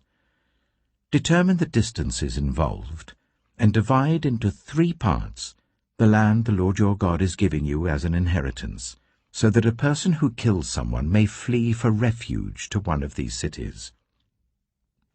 This is the rule concerning anyone who kills a person and flees there for safety, anyone who kills a neighbor unintentionally, without malice aforethought. For instance, a man may go into the forest with his neighbor to cut wood, and as he swings his axe to fell a tree, the head may fly off and hit his neighbor and kill him. That man may flee to one of these cities and save his life. Otherwise, the avenger of blood might pursue him in a rage, overtake him if the distance is too great, and kill him even though he is not deserving of death, since he did it to his neighbor without malice aforethought. This is why I command you to set aside for yourselves 3 cities. If the Lord your God enlarges your territory, as he promised on oath to your ancestors, and gives you the whole land he promised them, because you carefully follow all these laws I command you today, to love the Lord your God and to walk always in obedience to him, then you are to set aside 3 more cities. Do this, so that innocent blood will not be shed in your land, which the Lord your God is giving you as your inheritance, and so that you will not be guilty of bloodshed. But if, out of hate, someone lies in wait, assaults and kills a neighbor, and then flees to one of these cities, the killer shall be sent for by one of the town elders, be brought back from the city, and be handed over to the avenger of blood to die. Show no pity. You must purge from Israel the guilt of shedding innocent blood, so that it may go well with you. Do not move your neighbor's boundary stones set up by your predecessors in the inheritance you receive in the land the Lord your God is giving you to possess. One witness is not enough to convict anyone accused of any crime or offense they may have committed. A matter must be established by the testimony of 2 or 3 witnesses. If a malicious witness takes the stand to accuse someone of a crime, the 2 people involved in the dispute must stand in the presence of the Lord before the priests and the judges who are in office at the time. The judges must make a thorough investigation, and if the witness proves to be a liar, giving false testimony against a fellow Israelite, then do to the false witness as that witness intended to do to the other party. You must purge the evil from among you. The rest of the people will hear of this and be afraid, and never again will such an evil thing be done among you. Show no pity.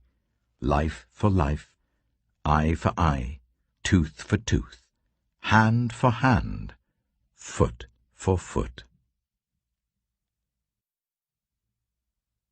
Deuteronomy chapter 20. When you go to war against your enemies, and see horses and chariots, and an army greater than yours, do not be afraid of them, because the Lord your God who brought you up out of Egypt will be with you. When you are about to go into battle, the priest shall come forward and address the army. He shall say, "Hear, Israel, today you are going into battle against your enemies. Do not be faint-hearted or afraid. Do not panic or be terrified by them. For the Lord your God is the one who goes with you to fight for you against your enemies, to give you victory." The officers shall say to the army, "Has anyone built a new house and not yet begun to live in it? Let him go home, or he may die in battle and someone else may begin to live in it. Has anyone planted a vineyard and not begun to enjoy it? Let him go home, or he may die in battle and someone else enjoy it. Has anyone become pledged to a woman and not married her? Let him go home, or he may die in battle and someone else marry her." Then the officers shall add, "Is anyone afraid or faint-hearted? Let him go home, so that his fellow soldiers will not become disheartened too. When the officers have finished speaking to the army, they shall appoint commanders over it.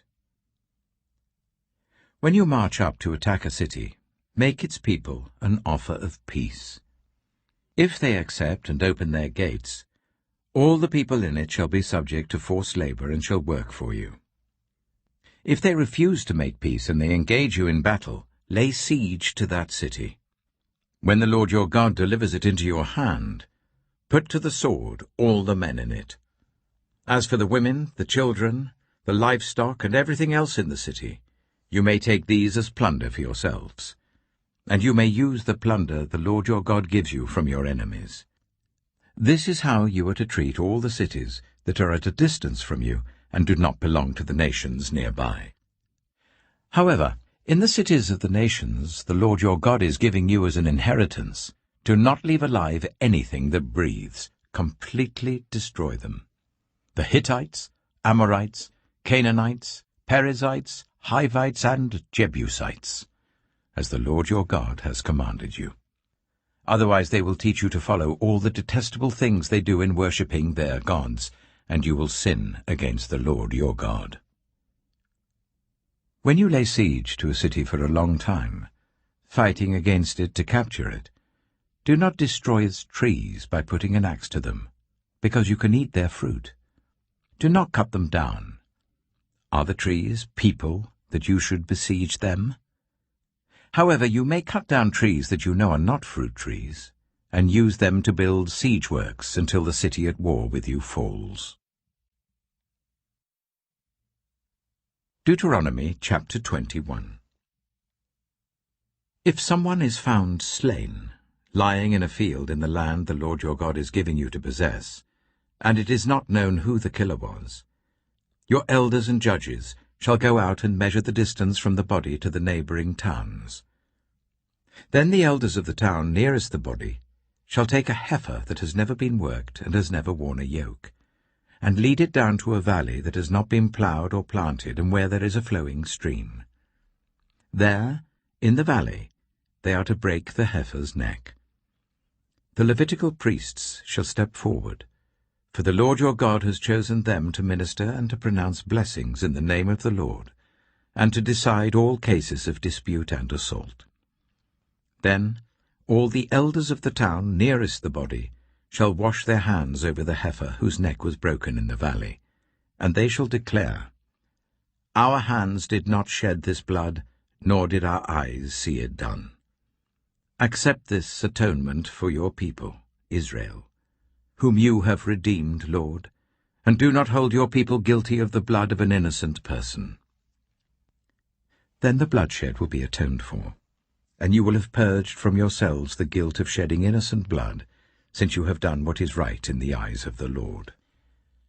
When you go to war against your enemies, and the Lord your God delivers them into your hands, and you take captives, if you notice among the captives a beautiful woman and are attracted to her, you may take her as your wife. Bring her into your home, and make her shave her head, trim her nails, and put aside the clothes she was wearing when captured. After she has lived in your house and mourned her father and mother for a full month, then you may go to her and be her husband, and she shall be your wife. If you are not pleased with her, let her go wherever she wishes. You must not sell her or treat her as a slave, since you have dishonored her. If a man has 2 wives, and he loves one but not the other, and both bear him sons, but the firstborn is the son of the wife he does not love, when he wills his property to his sons, he must not give the rights of the firstborn to the son of the wife he loves, in preference to his actual firstborn, the son of the wife he does not love. He must acknowledge the son of his unloved wife as the firstborn by giving him a double share of all he has. That son is the first sign of his father's strength. The right of the firstborn belongs to him. If someone has a stubborn and rebellious son, who does not obey his father and mother, and will not listen to them when they discipline him, his father and mother shall take hold of him, and bring him to the elders at the gate of his town. They shall say to the elders, This son of ours is stubborn and rebellious. He will not obey us. He is a glutton and a drunkard." Then all the men of his town are to stone him to death. You must purge the evil from among you. All Israel will hear of it and be afraid. If someone guilty of a capital offense is put to death and their body is exposed on a pole, you must not leave the body hanging on the pole overnight. Be sure to bury it that same day, because anyone who is hung on a pole is under God's curse. You must not desecrate the land the Lord your God is giving you as an inheritance. Deuteronomy chapter 22. If you see your fellow Israelite's ox or sheep straying, do not ignore it, but be sure to take it back to its owner. If they do not live near you, or if you do not know who owns it, take it home with you and keep it until they come looking for it. Then give it back. Do the same if you find their donkey or cloak or anything else they have lost. Do not ignore it. If you see your fellow Israelite's donkey or ox fallen on the road, do not ignore it. Help the owner to get it to its feet.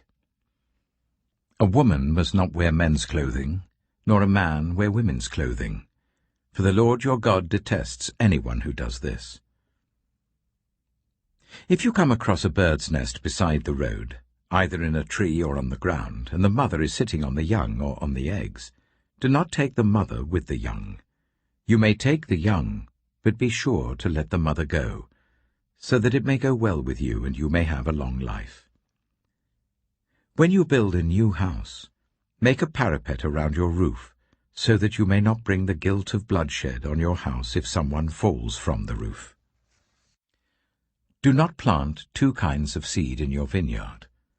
If you do, not only the crops you plant, but also the fruit of the vineyard will be defiled. Do not plough with an ox and a donkey yoked together. Do not wear clothes of wool and linen woven together. Make tassels on the four corners of the cloak you wear. If a man takes a wife, and after sleeping with her dislikes her, and slanders her and gives her a bad name, saying, "I married this woman, but when I approached her, I did not find proof of her virginity," then the young woman's father and mother shall bring to the town elders at the gate proof that she was a virgin. Her father will say to the elders, "I gave my daughter in marriage to this man, but he dislikes her.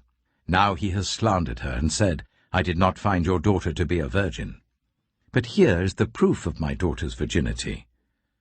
Then her parents shall display the cloth before the elders of the town, and the elders shall take the man and punish him.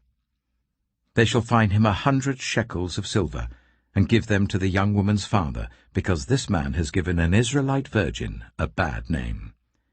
She shall continue to be his wife. He must not divorce her as long as he lives. If, however, the charge is true, and no proof of the young woman's virginity can be found, she shall be brought to the door of her father's house, and there the men of her town shall stone her to death. She has done an outrageous thing in Israel by being promiscuous while still in her father's house. You must purge the evil from among you. If a man is found sleeping with another man's wife, both the man who slept with her and the woman must die. You must purge the evil from Israel. If a man happens to meet in a town a virgin pledged to be married and he sleeps with her, you shall take both of them to the gate of that town and stone them to death. The young woman because she was in a town and did not scream for help, and the man because he violated another man's wife. You must purge the evil from among you. But if out in the country a man happens to meet a young woman pledged to be married and rapes her, only the man who has done this shall die. Do nothing to the woman. She has committed no sin deserving death. This case is like that of someone who attacks and murders a neighbor. For the man found the young woman out in the country, and though the betrothed woman screamed, there was no one to rescue her. If a man happens to meet a virgin who is not pledged to be married, and rapes her, and they are discovered, he shall pay her father 50 shekels of silver. He must marry the young woman, for he has violated her. He can never divorce her as long as he lives. A man is not to marry his father's wife. He must not dishonor his father's bed. Deuteronomy chapter 23. No one who has been emasculated by crushing or cutting may enter the assembly of the Lord. No one born of a forbidden marriage, nor any of their descendants may enter the assembly of the Lord, not even in the 10th generation. No Ammonite or Moabite, or any of their descendants may enter the assembly of the Lord, not even in the 10th generation. For they did not come to meet you with bread and water on your way when you came out of Egypt. And they hired Balaam son of Beor from Pethor in Aram Naharaim to pronounce a curse on you. However, the Lord your God would not listen to Balaam, but turned the curse into a blessing for you, because the Lord your God loves you. Do not seek a treaty of friendship with them as long as you live. Do not despise an Edomite, for the Edomites are related to you. Do not despise an Egyptian, because you resided as foreigners in their country. The 3rd generation of children born to them may enter the assembly of the Lord. When you set up camp against your enemies, keep away from everything impure. If one of your men is unclean because of a nocturnal emission, he is to go outside the camp and stay there. But as evening approaches, he is to wash himself, and at sunset he may return to the camp. Designate a place outside the camp where you can go to relieve yourself. As part of your equipment, have something to dig with, and when you relieve yourself, dig a hole and cover up your excrement. For the Lord your God moves about in your camp to protect you and to deliver your enemies to you. Your camp must be holy, so that he will not see among you anything indecent and turn away from you. If a slave has taken refuge with you, do not hand them over to their master. Let them live among you wherever they like, and in whatever town they choose. Do not oppress them. No Israelite man or woman is to become a shrine prostitute. You must not bring the earnings of a female prostitute or of a male prostitute into the house of the Lord your God to pay any vow, because the Lord your God detests them both. Do not charge a fellow Israelite interest, whether on money or food or anything else that may earn interest. You may charge a foreigner interest, but not a fellow Israelite, so that the Lord your God may bless you in everything you put your hand to, in the land you are entering to possess. If you make a vow to the Lord your God, do not be slow to pay it, for the Lord your God will certainly demand it of you, and you will be guilty of sin. But if you refrain from making a vow, you will not be guilty. Whatever your lips utter, you must be sure to do, because you made your vow freely to the Lord your God with your own mouth. If you enter your neighbor's vineyard, you may eat all the grapes you want, but do not put any in your basket. If you enter your neighbor's cornfield, you may pick the ears with your hands, but you must not put a sickle to their standing corn. Deuteronomy chapter 24. If a man marries a woman who becomes displeasing to him because he finds something indecent about her, and he writes her a certificate of divorce, gives it to her, and sends her from his house, and if after she leaves his house she becomes the wife of another man, and her second husband dislikes her, and writes her a certificate of divorce, gives it to her, and sends her from his house, or if he dies, then her first husband who divorced her is not allowed to marry her again after she has been defiled. That would be detestable in the eyes of the Lord. Do not bring sin upon the land the Lord your God is giving you as an inheritance. If a man has recently married, he must not be sent to war or have any other duty laid on him. For 1 year he is to be free to stay at home and bring happiness to the wife he has married. Do not take a pair of millstones, not even the upper one, as security for a debt, because that would be taking a person's livelihood as security.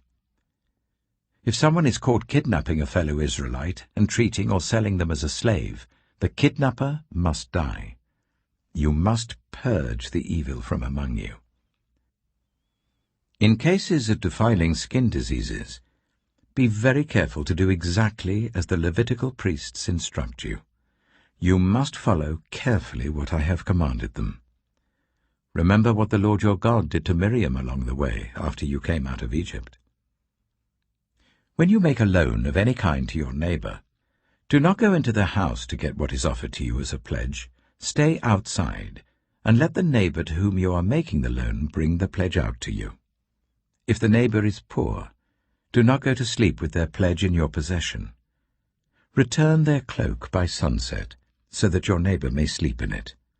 Then they will thank you, and it will be regarded as a righteous act in the sight of the Lord your God.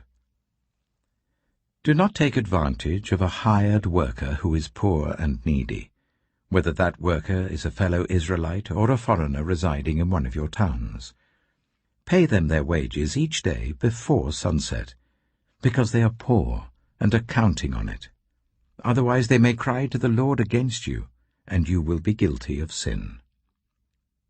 Parents are not to be put to death for their children, nor children put to death for their parents. Each will die for their own sin.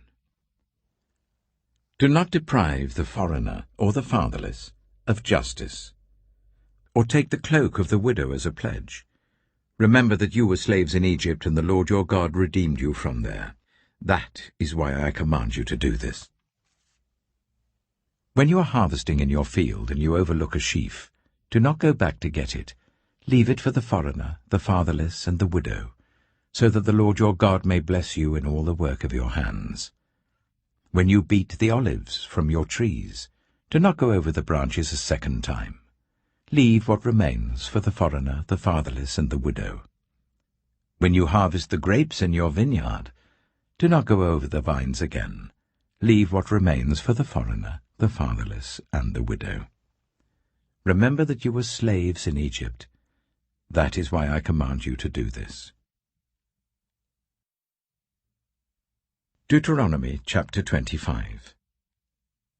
When people have a dispute, they are to take it to court, and the judges will decide the case, acquitting the innocent and condemning the guilty. If the guilty person deserves to be beaten, the judge shall make them lie down and have them flogged in his presence with the number of lashes the crime deserves. But the judge must not impose more than 40 lashes. If the guilty party is flogged more than that, your fellow Israelite will be degraded in your eyes. Do not muzzle an ox while it is treading out the grain. If brothers are living together, and one of them dies without a son, his widow must not marry outside the family. Her husband's brother shall take her and marry her, and fulfill the duty of a brother-in-law to her. The first son she bears shall carry on the name of the dead brother, so that his name will not be blotted out from Israel. However, if a man does not want to marry his brother's wife, she shall go to the elders at the town gate and say, "My husband's brother refuses to carry on his brother's name in Israel. He will not fulfill the duty of a brother-in-law to me." Then the elders of his town shall summon him and talk to him. If he persists in saying, "I do not want to marry her," his brother's widow shall go up to him in the presence of the elders, take off one of his sandals, spit in his face, and say, "This is what is done to the man who will not build up his brother's family line." That man's line shall be known in Israel as the family of the unsandaled. If two men are fighting, and the wife of one of them comes to rescue her husband from his assailant, and she reaches out and seizes him by his private parts, you shall cut off her hand. Show her no pity.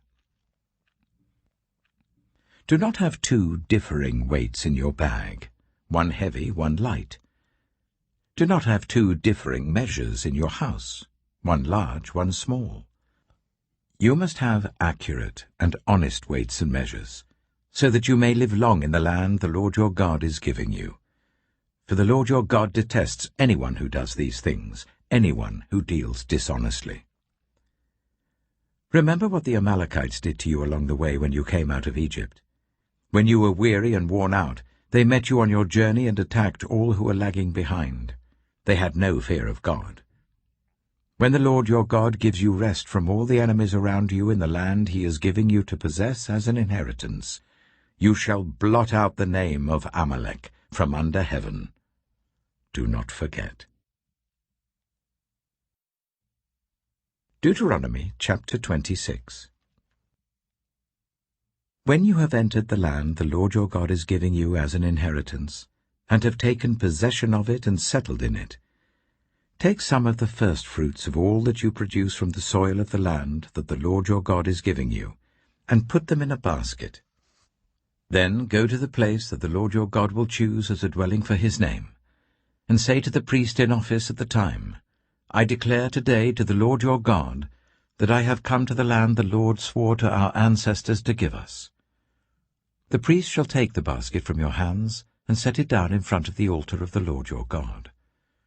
Then you shall declare before the Lord your God, My father was a wandering Aramean, and he went down into Egypt with a few people and lived there and became a great nation, powerful and numerous. But the Egyptians ill-treated us and made us suffer, subjecting us to harsh labor. Then we cried out to the Lord, the God of our ancestors, and the Lord heard our voice and saw our misery, toil, and oppression. So the Lord brought us out of Egypt with a mighty hand and an outstretched arm, with great terror and with signs and wonders. He brought us to this place and gave us this land, a land flowing with milk and honey, and now I bring the first fruits of the soil that you, Lord, have given me. Place the basket before the Lord your God and bow down before him. Then you and the Levites and the foreigners residing among you shall rejoice in all the good things the Lord your God has given to you and your household. When you have finished setting aside 1/10 of all your produce in the 3rd year, the year of the tithe, you shall give it to the Levite, the foreigner, the fatherless, and the widow, so that they may eat in your towns and be satisfied. Then say to the Lord your God, I have removed from my house the sacred portion, and have given it to the Levite, the foreigner, the fatherless, and the widow, according to all you commanded. I have not turned aside from your commands, nor have I forgotten any of them. I have not eaten any of the sacred portion while I was in mourning, nor have I removed any of it while I was unclean, nor have I offered any of it to the dead. I have obeyed the Lord my God. I have done everything you commanded me. Look down from heaven, your holy dwelling place, and bless your people Israel, and the land you have given us, as you promised, on oath to our ancestors, a land flowing with milk and honey. The Lord your God commands you this day to follow these decrees and laws. Carefully observe them with all your heart and with all your soul. You have declared this day that the Lord is your God, and that you will walk in obedience to him, that you will keep his decrees, commands, and laws, that you will listen to him. And the Lord has declared this day that you are his people, his treasured possession, as he promised, and that you are to keep all his commands. He has declared that he will set you in praise, fame, and honor, high above all the nations he has made, and that you will be a people holy to the Lord your God, as he promised. Deuteronomy chapter 27. Moses and the elders of Israel commanded the people, Keep all these commands that I give you today. When you have crossed the Jordan into the land of the Lord your God is giving you, set up some large stones and coat them with plaster. Write on them all the words of this law. When you have crossed over to enter the land the Lord your God is giving you, a land flowing with milk and honey, just as the Lord, the God of your ancestors, promised you. And when you have crossed the Jordan, set up these stones on Mount Ebal, as I command you today, and coat them with plaster. Build there an altar to the Lord your God, an altar of stones. Do not use any iron tool on them. Build the altar of the Lord your God with stones from the field, and offer burnt offerings on it to the Lord your God. Sacrifice fellowship offerings there, eating them and rejoicing in the presence of the Lord your God. And you shall write very clearly all the words of this law on these stones you have set up. Then Moses and the Levitical priests said to all Israel, "Be silent, Israel, and listen. You have now become the people of the Lord your God. Obey the Lord your God and follow his commands and decrees that I give you today." On the same day Moses commanded the people, "When you have crossed the Jordan, these tribes shall stand on Mount Gerizim to bless the people: Simeon, Levi, Judah, Issachar, Joseph, and Benjamin. And these tribes shall stand on Mount Ebal to pronounce curses: Reuben, Gad, Asher, Zebulun, Dan, and Naphtali.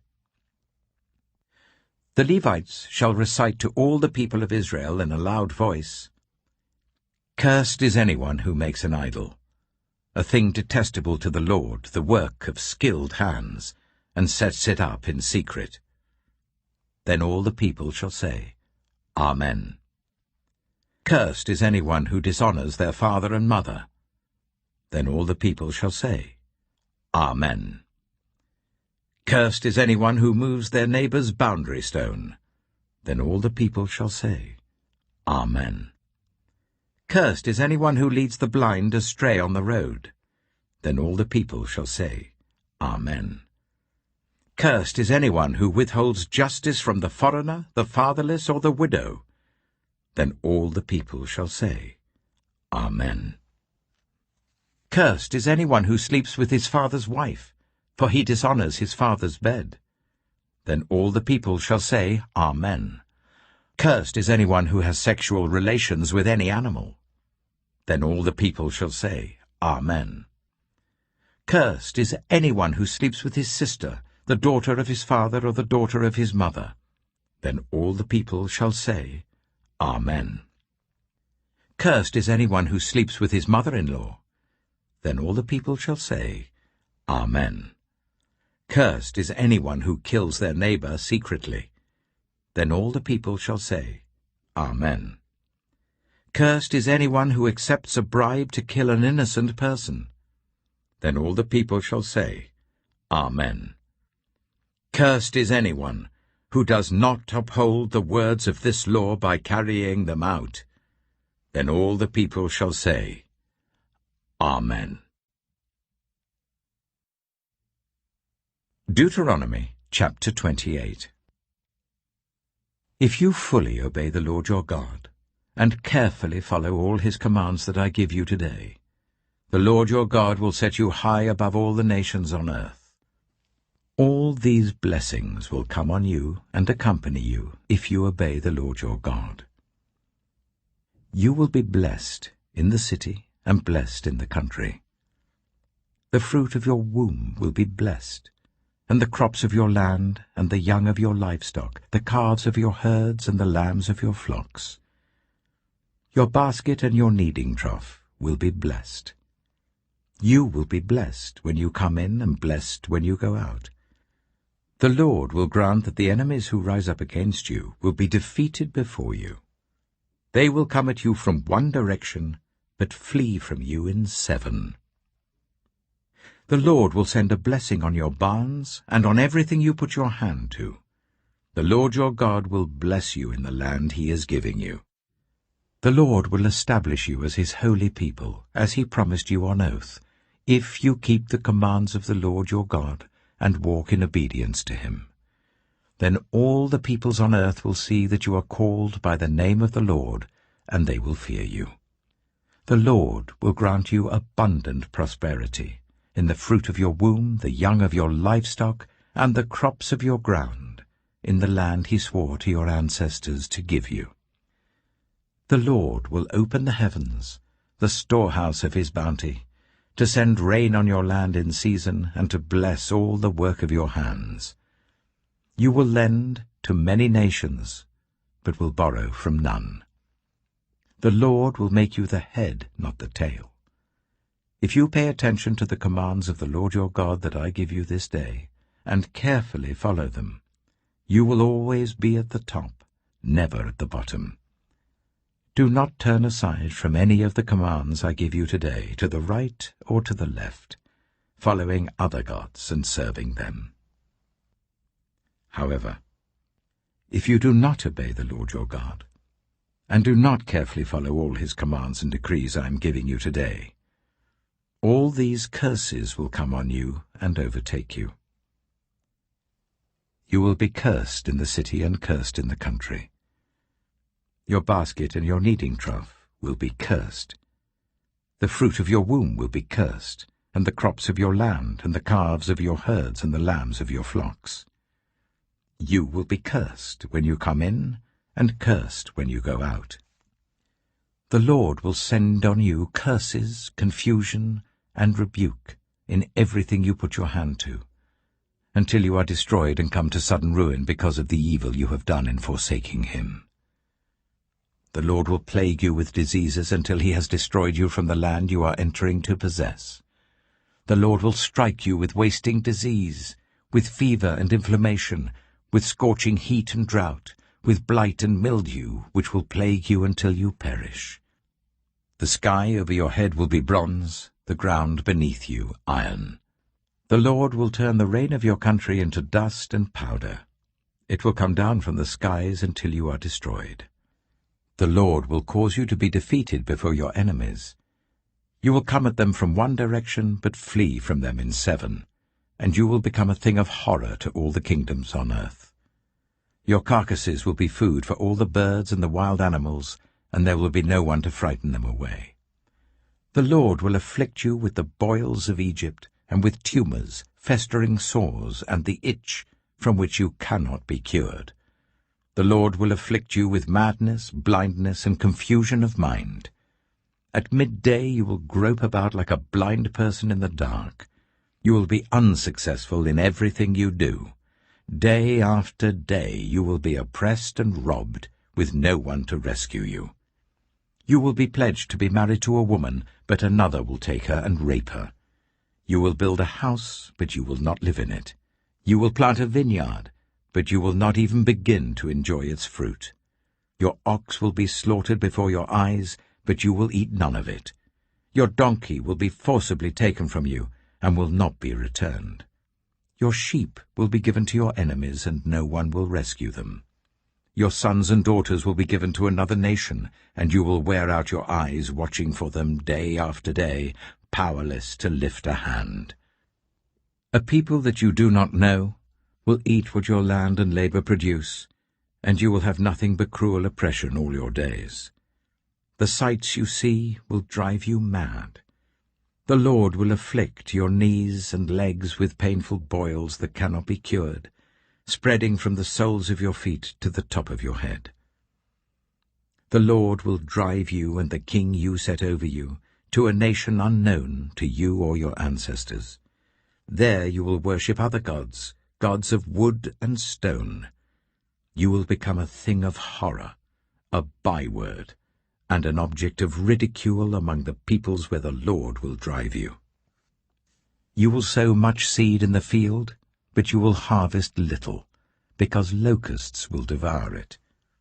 You will plant vineyards and cultivate them, but you will not drink the wine or gather the grapes, because worms will eat them. You will have olive trees throughout your country, but you will not use the oil, because the olives will drop off. You will have sons and daughters, but you will not keep them, because they will go into captivity. Swarms of locusts will take over all your trees and the crops of your land. The foreigners who reside among you will rise above you higher and higher, but you will sink lower and lower. They will lend to you, but you will not lend to them. They will be the head, but you will be the tail. All these curses will come on you. They will pursue you and overtake you until you are destroyed, because you did not obey the Lord your God and observe the commands and decrees he gave you. They will be a sign and a wonder to you and your descendants forever. Because you did not serve the Lord your God joyfully and gladly in the time of prosperity, therefore in hunger and thirst, in nakedness and dire poverty, you will serve the enemy the Lord sends against you. He will put an iron yoke on your neck until he has destroyed you. The Lord will bring a nation against you from far away, from the ends of the earth, like an eagle swooping down, a nation whose language you will not understand, a fierce-looking nation without respect for the old or pity for the young. They will devour the young of your livestock and the crops of your land until you are destroyed. They will leave you no corn, new wine, or olive oil, nor any calves of your herds or lambs of your flocks, until you are ruined. They will lay siege to all the cities throughout your land, until the high fortified walls in which you trust fall down. They will besiege all the cities throughout the land the Lord your God is giving you. Because of the suffering your enemy will inflict on you during the siege, you will eat the fruit of the womb, the flesh of the sons and daughters the Lord your God has given you. Even the most gentle and sensitive man among you will have no compassion on his own brother, or the wife he loves, or his surviving children, and he will not give to one of them any of the flesh of his children that he is eating. It will be all he has left, because of the suffering that your enemy will inflict on you during the siege of all your cities. The most gentle and sensitive woman among you, so sensitive and gentle that she would not venture to touch the ground with the sole of her foot, will begrudge the husband she loves and her own son or daughter the afterbirth from her womb and the children she bears. For in her dire need she intends to eat them secretly, because of the suffering your enemy will inflict on you during the siege of your cities. If you do not carefully follow all the words of this law which are written in this book, and do not revere this glorious and awesome name, the Lord your God, the Lord will send fearful plagues on you and your descendants, harsh and prolonged disasters, and severe and lingering illnesses. He will bring on you all the diseases of Egypt that you dreaded, and they will cling to you. The Lord will also bring on you every kind of sickness and disaster not recorded in this book of the law until you are destroyed. You, who were as numerous as the stars in the sky, will be left but few in number, because you did not obey the Lord your God. Just as it pleased the Lord to make you prosper and increase in number, so it will please him to ruin and destroy you. You will be uprooted from the land you are entering to possess. Then the Lord will scatter you among all the nations, from one end of the earth to the other. There you will worship other gods, gods of wood and stone, which neither you nor your ancestors have known.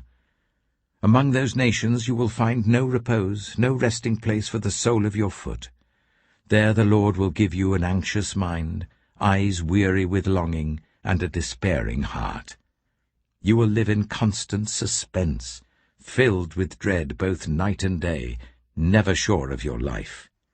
In the morning you will say, "If only it were evening," and in the evening, "If only it were morning," because of the terror that will fill your hearts and the sights that your eyes will see.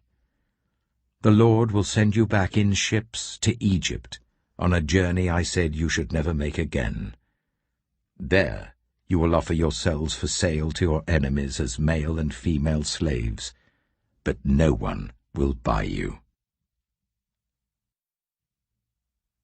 Deuteronomy chapter 29. These are the terms of the covenant the Lord commanded Moses to make with the Israelites in Moab, in addition to the covenant he had made with them at Horeb. Moses summoned all the Israelites and said to them, "Your eyes have seen all that the Lord did in Egypt to Pharaoh, to all his officials, and to all his land. With your own eyes you saw those great trials, those signs and great wonders. But to this day the Lord has not given you a mind that understands, or eyes that see, or ears that hear. Yet the Lord says, During the 40 years that I led you through the wilderness, your clothes did not wear out, nor did the sandals on your feet. You ate no bread and drank no wine or other fermented drink. I did this so that you might know that I am the Lord your God." When you reached this place, Sihon king of Heshbon and Og king of Bashan came out to fight against us, but we defeated them. We took their land and gave it as an inheritance to the Reubenites, the Gadites, and the half-tribe of Manasseh. Carefully follow the terms of this covenant, so that you may prosper in everything you do. All of you are standing today in the presence of the Lord your God, your leaders and chief men, your elders and officials, and all the other men of Israel, together with your children and your wives, and the foreigners living in your camps who chop your wood and carry your water. You are standing here in order to enter into a covenant with the Lord your God, a covenant the Lord is making with you this day, and sealing with an oath, to confirm you this day as his people, that he may be your God, as he promised you, and as he swore to your fathers, Abraham, Isaac, and Jacob. I am making this covenant with its oath, not only with you who are standing here with us today in the presence of the Lord our God, but also with those who are not here today. You yourselves know how we lived in Egypt, and how we passed through the countries on the way here. You saw among them their detestable images and idols of wood and stone, of silver and gold.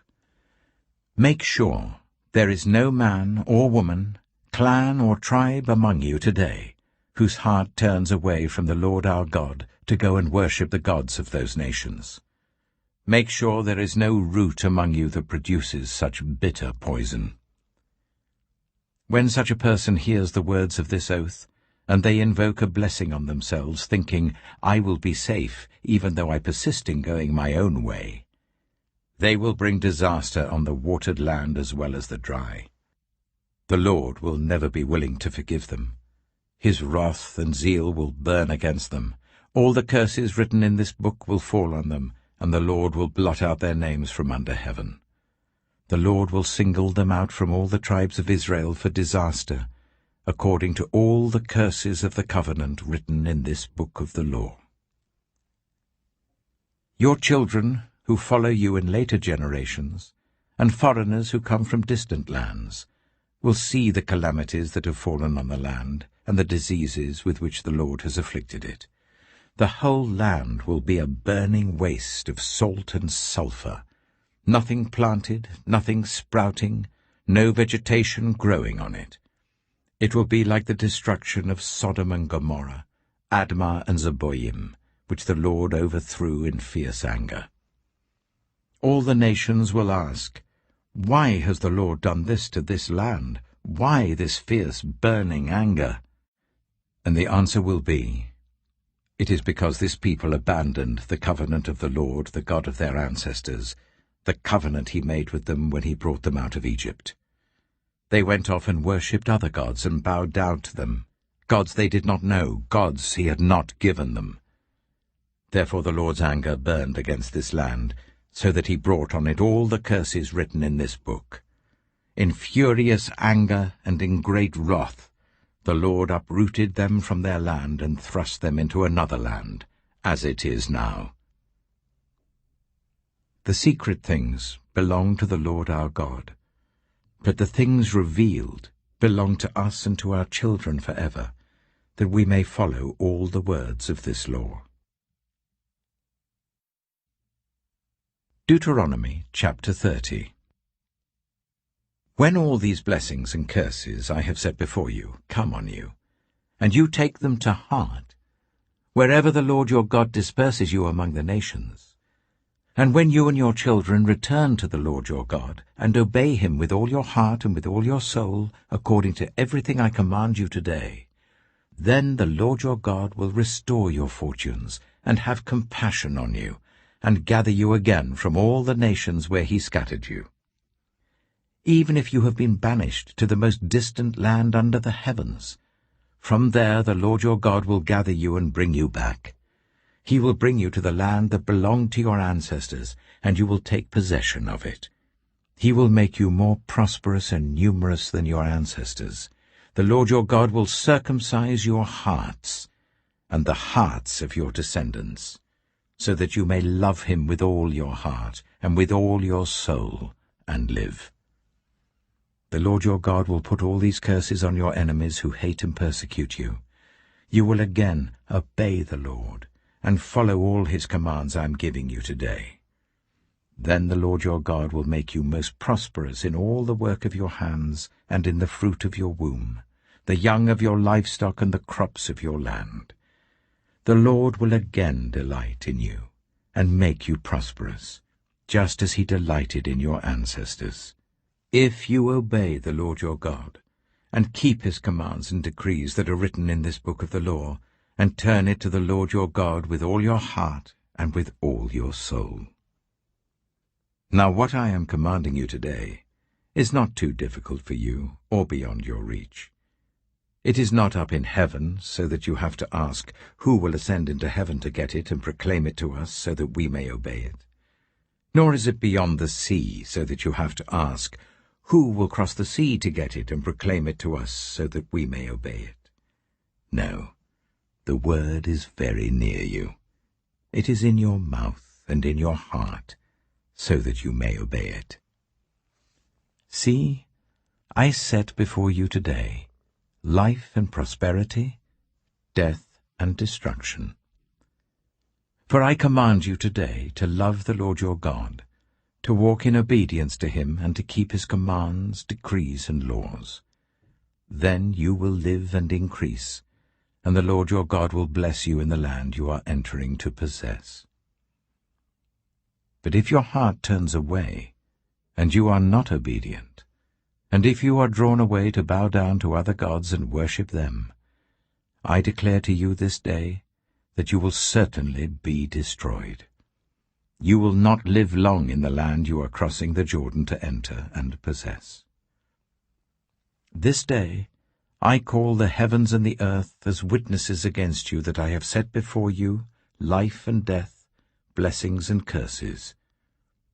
Now choose life, so that you and your children may live, and that you may love the Lord your God, listen to his voice, and hold fast to him. For the Lord is your life, and he will give you many years in the land he swore to give to your fathers, Abraham, Isaac, and Jacob. Deuteronomy chapter 31. Then Moses went out and spoke these words to all Israel. I am now 120 years old, and I am no longer able to lead you. The Lord has said to me, you shall not cross the Jordan. The Lord your God himself will cross over ahead of you. He will destroy these nations before you, and you will take possession of their land. Joshua also will cross over ahead of you, as the Lord said. And the Lord will do to them what he did to Sihon and Og, the kings of the Amorites, whom he destroyed along with their land. The Lord will deliver them to you, and you must do to them all that I have commanded you. Be strong and courageous. Do not be afraid or terrified because of them. For the Lord your God goes with you. He will never leave you nor forsake you. Then Moses summoned Joshua and said to him in the presence of all Israel, Be strong and courageous, for you must go with this people into the land that the Lord swore to their ancestors to give them, and you must divide it among them as their inheritance. The Lord himself goes before you and will be with you. He will never leave you nor forsake you. Do not be afraid. Do not be discouraged. So Moses wrote down this law and gave it to the Levitical priests, who carried the ark of the covenant of the Lord, and to all the elders of Israel. Then Moses commanded them, At the end of every 7 years, in the year for cancelling debts, during the festival of tabernacles, when all Israel comes to appear before the Lord your God at the place he will choose, you shall read this law before them in their hearing. Assemble the people, men, women, and children, and the foreigners residing in your towns, so that they can listen and learn to fear the Lord your God, and follow carefully all the words of this law. Their children, who do not know this law, must hear it and learn to fear the Lord your God as long as you live in the land you are crossing the Jordan to possess. The Lord said to Moses, Now the day of your death is near. Call Joshua and present yourselves at the tent of meeting, where I will commission him." So Moses and Joshua came and presented themselves at the tent of meeting. Then the Lord appeared at the tent in a pillar of cloud, and the cloud stood over the entrance to the tent. And the Lord said to Moses, "You are going to rest with your ancestors, and these people will soon prostitute themselves to the foreign gods of the land they are entering. They will forsake me and break the covenant I made with them. And in that day I will become angry with them and forsake them. I will hide my face from them, and they will be destroyed. Many disasters and calamities will come on them, and in that day they will ask, 'Have not these disasters come on us because our God is not with us?' And I will certainly hide my face in that day, because of all their wickedness in turning to other gods." Now write down this song, and teach it to the Israelites, and make them sing it, so that it may be a witness for me against them. When I have brought them into the land flowing with milk and honey, the land I promised on oath to their ancestors, and when they eat their fill and thrive, they will turn to other gods and worship them, rejecting me and breaking my covenant. And when many disasters and calamities come on them, this song will testify against them, because it will not be forgotten by their descendants. I know what they are disposed to do, even before I bring them into the land I promised them on oath. So Moses wrote down this song that day and taught it to the Israelites.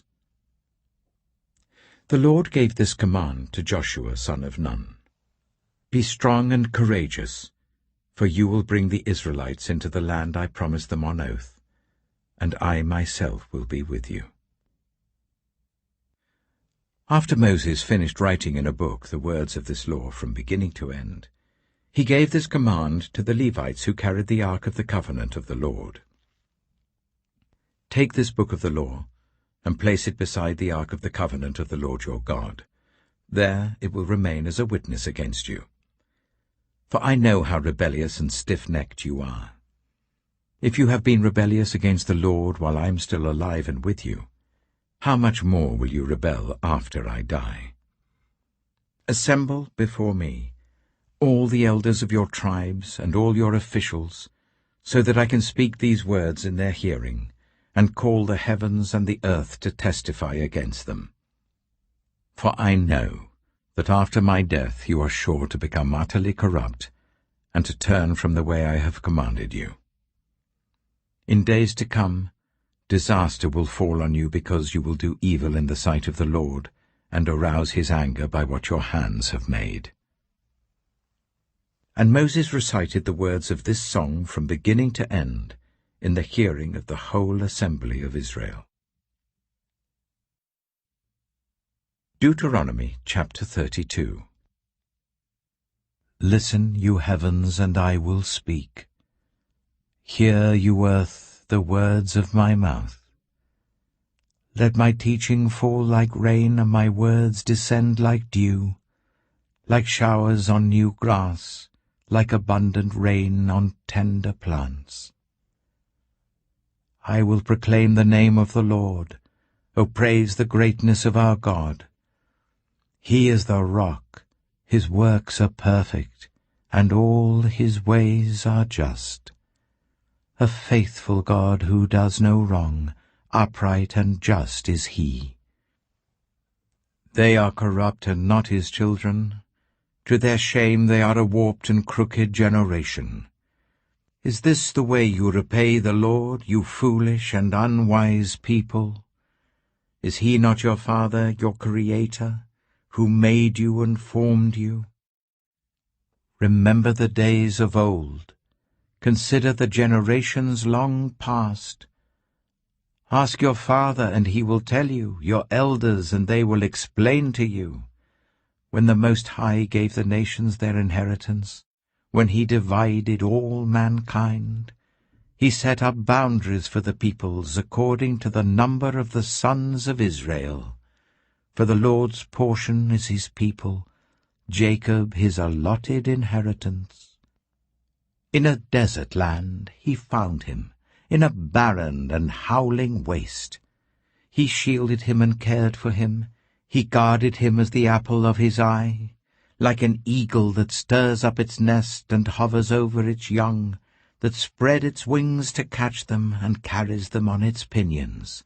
The Lord alone led him, no foreign god was with him. He made him ride on the heights of the land, and fed him with the fruit of the fields. He nourished him with honey from the rock, and with oil from the flinty crag, with curds and milk from herds and flock, and with fattened lambs and goats, with choice rams of Bashan, and the finest grains of wheat. You drank the foaming blood of the grape. Jeshurun grew fat and kicked. Filled with food, they became heavy and sleek. They abandoned the God who made them, and rejected the rock, their Saviour. They made him jealous with their foreign gods, and angered him with their detestable idols. They sacrificed to false gods, which are not God, gods they had not known, gods that had recently appeared, gods your ancestors did not fear. You deserted the rock who fathered you. You forgot the God who gave you birth. The Lord saw this and rejected them because he was angered by his sons and daughters. I will hide my face from them, he said, and see what their end will be. For they are a perverse generation, children who are unfaithful. They made me jealous by what is no God, and angered me with their worthless idols. I will make them envious by those who are not a people. I will make them angry by a nation that has no understanding. For a fire will be kindled by my wrath, one that burns down to the realm of the dead below. It will devour the earth and its harvests, and set on fire the foundations of the mountains. I will heap calamities on them, and expend my arrows against them. I will send wasting famine against them, consuming pestilence and deadly plague. I will send against them the fangs of wild beasts, the venom of vipers that glide in the dust. In the street the sword will make them childless, in their homes terror will reign. The young men and young women will perish, the infants and those with grey hair. I said I would scatter them and erase their name from human memory, but I dreaded the taunt of the enemy, lest the adversary misunderstand, and say, Our hand has triumphed, the Lord has not done all this. They are a nation without sense, there is no discernment in them. If only they were wise and would understand this and discern what their end will be. How could one man chase 1,000 or two put 10,000 to flight? Unless their rock had sold them, unless the Lord had given them up. For their rock is not like our rock, as even our enemies concede. Their vine comes from the vine of Sodom and from the fields of Gomorrah. Their grapes are filled with poison, and their clusters with bitterness. Their wine is the venom of serpents, the deadly poison of cobras. Have I not kept this in reserve, and sealed it in my vaults? It is mine to avenge. I will repay. In due time their foot will slip. Their day of disaster is near, and their doom rushes upon them. The Lord will vindicate his people and relent concerning his servants, when he sees their strength is gone and no one is left slave or free. He will say, Now where are their gods, the rock they took refuge in, the gods who ate the fat of their sacrifices and drank the wine of their drink offerings? Let them rise up to help you. Let them give you shelter. See now that I myself am he. There is no God beside me. I put to death, and I bring to life. I have wounded, and I will heal, and no one can deliver out of my hand. I lift my hand to heaven and solemnly swear, as surely as I live forever, when I sharpen my flashing sword, and my hand grasps it in judgment, I will take vengeance on my adversaries and repay those who hate me. I will make my arrows drunk with blood, while my sword devours flesh, the blood of the slain and the captives, the heads of the enemy leaders. Rejoice, you nations, with his people, for he will avenge the blood of his servants. He will take vengeance on his enemies, and make atonement for his land and people. Moses came with Joshua son of Nun, and spoke all the words of this song in the hearing of the people. When Moses had finished reciting all these words to all Israel, he said to them, "Take to heart all the words I have solemnly declared to you this day, so that you may command your children to obey carefully all the words of this law. They are not just idle words for you. They are your life. By them you will live long in the land you are crossing the Jordan to possess." On that same day the Lord told Moses, "Go up into the Abarim range, to Mount Nebo in Moab, opposite Jericho, and view Canaan, the land I am giving the Israelites as their own possession. There, on the mountain that you have climbed, you will die and be gathered to your people, just as your brother Aaron died on Mount Hor and was gathered to his people. This is because both of you broke faith with me in the presence of the Israelites at the waters of Meribah Kadesh, in the desert of Zin, and because you did not uphold my holiness among the Israelites. Therefore, you will see the land only from a distance. You will not enter the land I am giving to the people of Israel." Deuteronomy chapter 33. This is the blessing that Moses, the man of God, pronounced on the Israelites before his death. He said, "The Lord came from Sinai, and dawned over them from Seir. He shone forth from Mount Paran. He came with myriads of holy ones from the south, from his mountain slopes. Surely it is you who love the people. All the holy ones are in your hand. At your feet they all bow down, and from you receive instruction, the law that Moses gave us, the possession of the assembly of Jacob. He was king over Jeshurun, when the leaders of the people assembled, along with the tribes of Israel. Let Reuben live and not die, nor his people be few." And this he said about Judah, "Hear, Lord, the cry of Judah. Bring him to his people. With his own hands he defends his cause. O be his help against his foes." About Levi he said, "Your Thummim and Urim belong to your faithful servant. You tested him at Massah. You contended with him at the waters of Meribah. He said of his father and mother, 'I have no regard for them.'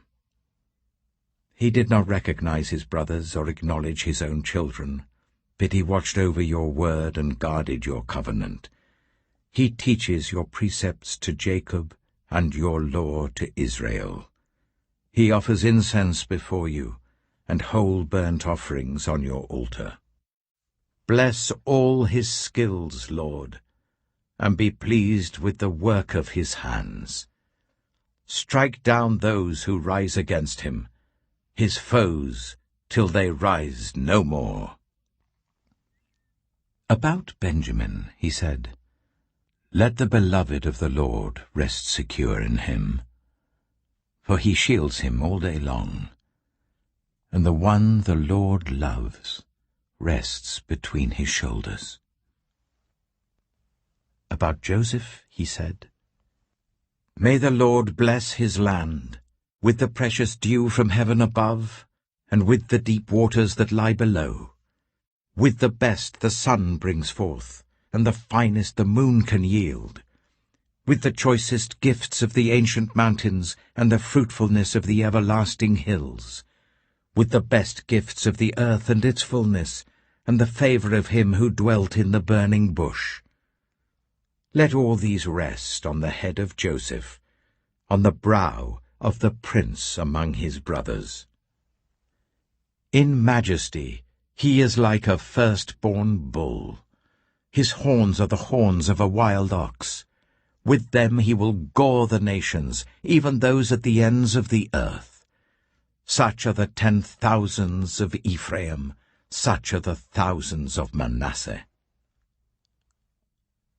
About Zebulun he said, Rejoice, Zebulun, in your going out, and you, Issachar, in your tents. They will summon peoples to the mountain, and there offer the sacrifices of the righteous. They will feast on the abundance of the seas, on the treasures hidden in the sand. About Gad he said, Blessed is he who enlarges Gad's domain. Gad lives there like a lion, tearing at arm or head. He chose the best land for himself. The leader's portion was kept for him.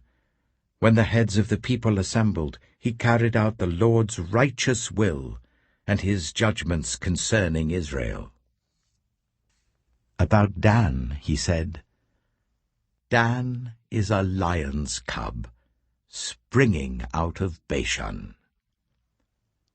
About Naphtali he said, Naphtali is abounding with the favour of the Lord and is full of his blessing. He will inherit southward to the lake. About Asher he said, Most blessed of sons is Asher.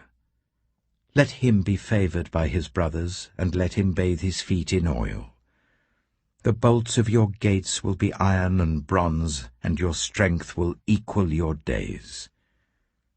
There is no one like the God of Jeshurun, who rides across the heavens to help you, and on the clouds in his majesty.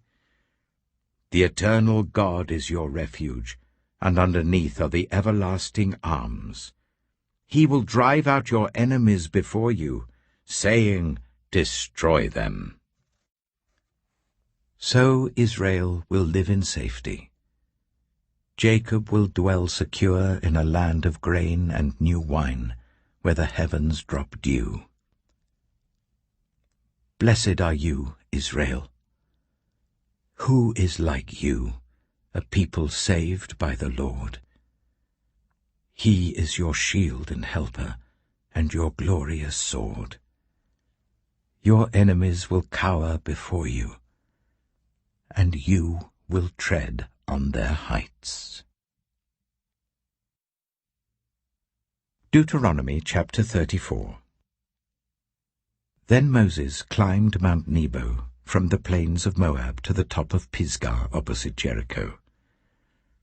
There the Lord showed him the whole land, from Gilead to Dan, all of Naphtali, the territory of Ephraim and Manasseh, all the land of Judah as far as the Mediterranean Sea, the Negev, and the whole region from the valley of Jericho, the city of palms, as far as Zoar. Then the Lord said to him, This is the land I promised on oath to Abraham, Isaac, and Jacob, when I said, I will give it to your descendants. I have let you see it with your eyes, but you will not cross over into it. And Moses, the servant of the Lord, died there in Moab, as the Lord had said. He buried him in Moab, in the valley opposite Beth Peor. But to this day, no one knows where his grave is. Moses was 120 years old when he died, yet his eyes were not weak, nor his strength gone. The Israelites grieved for Moses in the plains of Moab 30 days, until the time of weeping and mourning was over. Now Joshua, son of Nun, was filled with the spirit of wisdom, because Moses had laid his hands on him. So the Israelites listened to him, and did what the Lord had commanded Moses.